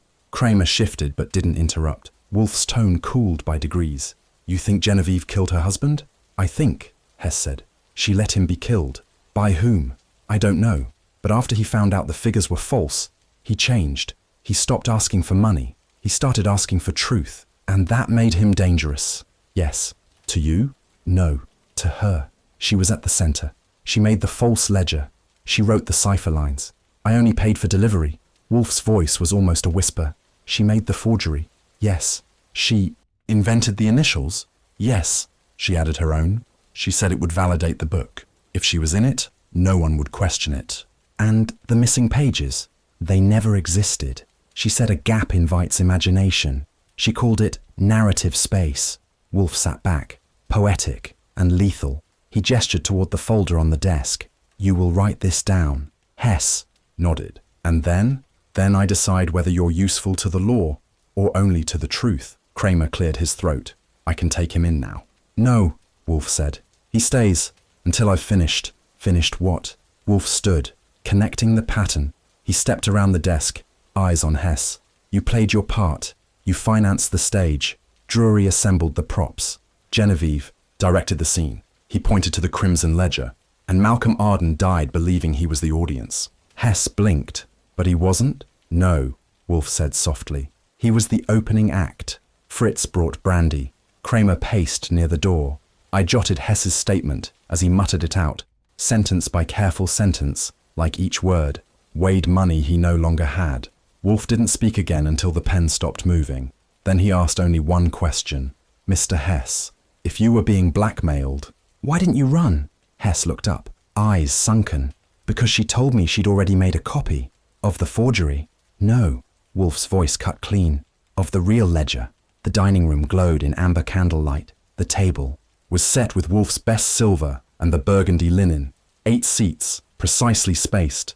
The duck à l'orange had been carved with monk-like reverence. Fritz poured the Santenay without a word. Wolfe remained seated at the head. He had not touched his plate. Genevieve Arden sat 2 places to his right. Across from her, Byron Hess, pale and underdressed. Hilda Von kept to water, eyes flicking between the curtains and the floor. Kramer leaned back in his chair, silent, skeptical. I stayed on Wolfe's left, notebook unopened. Wolfe cleared his throat. I will be brief. He turned to Genevieve. You may eat, but I suggest you listen first. She set her fork down without a sound. Wolfe continued. We have danced long enough. Mr. Hess, you were not the villain, only the investor who believed himself untouchable. You were fed numbers. You paid. You panicked. Then you buried what you could and prayed no one lifted the stone. He turned. Miss Von, you were used, trusted, paid perhaps, but not central, not cruel, not stupid. She looked down. Kramer said nothing. Wolfe's voice tightened. And you, Mrs. Arden, composed a sonata of vengeance. Genevieve raised her eyes, steady and still. I trusted you, Wolfe said. You trusted the story? She replied. He nodded. Yes, because it was beautiful, elegant, too elegant. He folded his napkin slowly. The forgery was yours. Hess confirmed it. So did Drury. The red ink, the gaps, the initials, your work. But the plot itself, that required more. He leaned in. Your husband believed he was exposing corruption. What he was doing was enacting your revenge. She didn't blink. You fed him falsified figures, told him the real ledger was missing, told Hess the same, played both. She didn't deny it. Kramer grunted. What for? Wolfe turned to him. Because Byron Hess destroyed her father. Kramer looked to Hess. That true? Hess stared at his plate. I bought his firm, fairly. Genevieve's voice came, sharp and cold. You dismantled it, gutted the pensions, sold the warehouse for scrap and left him to drink himself to death in a boarding house. Hess swallowed hard. Wolfe didn't interrupt. You could have come after me directly, Hess said. I did, she said. You just didn't see it. Wolfe resumed, calm as the room tightened around the flicker of candles and carved duck. You convinced Malcolm to believe the numbers were real. Then, when he found out the truth, you panicked. He threatened to expose you. So you turned the ledger into performance. You let him wave it, believing it meant power. He looked around the table. Then you made sure he wouldn't wave it. Again, Genevieve said nothing. Wolfe tapped a folded sheet of paper near his glass. You didn't push him, but you whispered to someone who could. Archie. Who? Wolfe. We'll get there. He turned again to Genevieve. You told me you came here seeking help. You came here to see if I'd believe it. A pause. You planted that ledger in my house. Kramer raised a brow. You sure? Wolfe nodded. She used Hilda, or the appearance of her. A borrowed heel. A bottle moved by hand, unfamiliar with dust. Genevieve exhaled. The faintest sound. A retreat. Not surrender. Wolfe didn't gloat. You composed the lie so beautifully. I nearly believed the ending. He gestured toward the plates. This meal is not about confession. It's about control. Everyone watched him now. Because the real ledger is still missing, and I intend to find it. Genevieve's voice returned, quiet, but not broken. I never meant to kill him. No, Wolfe said, only to use him. But men unravel faster than you expect. Silence followed, forks untouched, wine warming in crystal. Wolfe reached for his napkin, folded it once, then placed it on the edge of his plate. That concludes dinner. He stood. Dessert will be served in the office. With truth. The dining table had been cleared. The guests relocated. Fritz closed the doors behind them. Wolfe, now in the office, leaned back in the yellow chair, hands tented below his chin. The fire hissed softly. On the desk, a folder lay sealed. Genevieve Arden sat across from him. No plate, no wine, no exit. Wolfe didn't look at her. He addressed the room. Mrs. Arden, you have one more lie to part with before the night is over. Genevieve folded her arms. I've given you what you wanted. No, Wolfe said. You gave me what you rehearsed. She tilted her head. And if I say I'm done speaking, then I shall speak for you. She didn't move. Wolfe turned to Kramer, who stood near the door. Inspector, may I? Kramer nodded. Wolfe opened the folder. Inside, a letter, typewritten, folded twice. No envelope. This was found in Drury's apartment, wedged behind the second drawer of his desk. He read aloud. If anything happens to me, the real ledger is not lost. It is withheld. And if you've done what I suspect, then you've used me as bait. I was your opening act, but I will not die in silence. M.A. Genevieve's eyes narrowed. No denial, just silence. Wolfe closed the folder. Your husband wrote that the day before he fell. Not jumped, not slipped. Fell. I didn't push him, she said softly. No, Wolfe replied. But you cornered him. You placed the burden of your vengeance on a man who still believed in right and wrong. She said nothing. You saw that belief crumbling. You saw it turning back on you. And that terrified you. Still nothing. Did you poison Drury? No, but you suggested it. Genevieve's voice came quiet and thin. I said he had grown careless, and someone heard you. Wolfe opened the drawer and retrieved a small object. A glass vial, corked, labelled only with a pencil. Mark, an H, from Drury's office wastebasket. contents match residue on the rim of his water glass. Chloral hydrate. He set it down between them. You didn't administer it, but you knew someone would. Genevieve looked at the fire. Her voice barely carried. I wanted him to stop talking, because he'd told Malcolm the forgery was fake. Yes. You said it would protect us all. She didn't answer.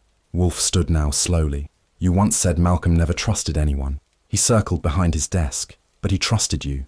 He trusted the fear you planted, the numbers you fed, the ledger you forged. Genevieve's eyes were dry. Wolfe's tone softened, but only slightly, until he didn't. Kramer shifted. Let me ask it plain, he said. Did you tell someone to kill him? No, but you let someone think it would help. She didn't speak. Mrs. Arden, Wolfe said, your husband was frightened, but not of Hess, not of exposure. He was frightened of the realization that you were smarter than he was. Wolfe sat again, heavy, and that you were willing to kill truth itself to finish your performance. Archie finally spoke. The letter, why hide it? Wolfe answered for her. Because it was insurance, not for Malcolm, but for her. If anyone looked too closely, the letter could redirect blame, make it seem like someone else had known the truth, that Malcolm had misled himself. Kramer muttered. It's not murder. No, Wolfe said, but it's orchestration. And Drury's death premeditated. He turned to Genevieve one last time. You used pain as ink. You wrote your revenge in the hand of a man who loved you. And when he tried to stop, you wrote the ending without him. Her expression didn't crack. Wolfe nodded to Kramer. I've nothing more to say. Genevieve rose without protest. As she passed, she looked once to Wolfe. No one ever believed him. Not even you. Wolfe didn't reply. The door shut behind her. When the room was quiet again, Wolfe exhaled once, slow and deep. She is not evil, he said. I raised a brow. No, she's righteous. He stared at the empty glass on his desk. And that's much more dangerous. I closed my notebook. Will you sleep tonight? No. He looked at the fire. But at least the lies are quiet now. The morning after the confession was grey enough to pass for grief. The rain had stopped, but the streets outside the brownstone looked scrubbed bare, like the city had wiped its conscience clean and left the residue at our doorstep. Kramer arrived just past 9. His coat was damp at the shoulders. He didn't sit. She's ready, he said. Packed her own bag. Did she say anything? I asked. He nodded once. She said she never lied. Not really. Wolfe muttered. The worst lies wear that mask. Fritz brought in coffee. No breakfast. Wolfe hadn't touched food since the night before. The crimson ledger sat on the end of the desk, closed but not forgotten. Its spine had started to crack. The red stitching along the edge had dulled. Ink bled faintly beneath the leather binding. She wanted it preserved, Kramer said. Wolfe looked up. That is precisely why it must burn. He rose, slow but deliberate. Fritz returned, holding a small silver tray. On it, a box of long matches, and the fireplace grate was already cleared. Wolfe took the ledger in both hands. He moved toward the hearth. No ceremony, no pause for breath or commentary, just a quiet, calm descent into flame. The paper caught with a sigh. Red ink hissed like blood under heat. We stood in silence as the cover curled, blackened, then fell inward on itself. The last page, marked Retain 7, turned to ash. Kramer cleared his throat. You sure you don't want it for evidence? Wolfe turned. No jury will convict on fiction. And the real one, gone, destroyed. No, Wolfe said. Somewhere quieter than fire. Somewhere paper forgets. Kramer nodded. I'll file what I can. He stepped back, adjusted his coat, and left. No cuffs, no noise, just the echo of shoes on tile, fading down the hall. Wolfe remained by the fireplace. I stood near the desk, staring at the space where the ledger had sat. The ash still curled in the grate, a pale spiral where fiction had once spoken like scripture. I said, You think she wanted to get caught? No, Wolfe said. She wanted to be understood. And was she? He didn't answer. Instead, he walked back to the yellow chair and sat. I returned to my desk and opened a fresh page in the notebook. Truth, I've learned, has a poor memory. Twist it once, it becomes misdirection. Twist it again, it's misquoted. After a third turn, it's myth. And after that, well, by then, it's just another story. And stories? They last longer than facts ever do. The Crimson Ledger was always meant to be read, but never believed. A weapon posing as evidence. A wound dressed as a document. It was never about who wrote it. It was about who believed it. Outside, the clouds parted just enough to let in a blade of morning light. It cut through the blinds and spilled across the rug like a final line of dialogue left unsaid. Wolfe spoke without looking at me. Burned lies don't vanish. No? They stain the smoke. I nodded, closing the notebook. The room held. It's silence for another breath. Then Wolfe muttered, barely audible, "Lies written in red always bleed." The storm had passed. Light from the bay window spilled across the rug in drowsy streaks. It had that amber warmth unique to late morning, where peace isn't declared, but assumed. The kind of peace that only comes after something has cracked and settled. Fritz entered with a silver tray, thin lemon tea, biscuits, no sugar. He placed it beside Wolfe, who was tending to an orchid. Not just any bloom. This one had opened that morning. Pale lavender, with a throat veined like marbled cream. "I named it," Wolfe said. "I didn't look up from the Gazette. Another Roman general. No, this one's called Phalaenopsis mendax." I sipped my tea. "That Latin for something?" "Roughly," he said. "False appearance, or more fittingly, the lie in bloom." I nodded. "Appropriate." The paper crackled in my hand. Wolfe didn't ask what I was reading. He knew. The Gazette had buried the piece deep in the second section, as they always did when the names were old, and the story too tangled for quick conclusions. I read aloud. Genevieve Arden, widow of accountant Malcolm Arden, was arrested in connection with the death of prominent attorney Lionel Drury. Police say the incident was not random, and evidence points to premeditation involving financial forgery. Sources close to the investigation allege the case may have broader implications for New York's elite banking sector. Wolfe sipped his tea, eyes on the bloom. No mention of Malcolm's fall. "Too messy," I said. "No one wants to ask who wrote the ledger. They'd rather burn it and forget it existed." "And yet," Wolfe said, "they printed that she was arrested. Had to." Wolfe gently brushed a petal with the back of one finger. "Truth," he said, "is not a candle. It is an odor.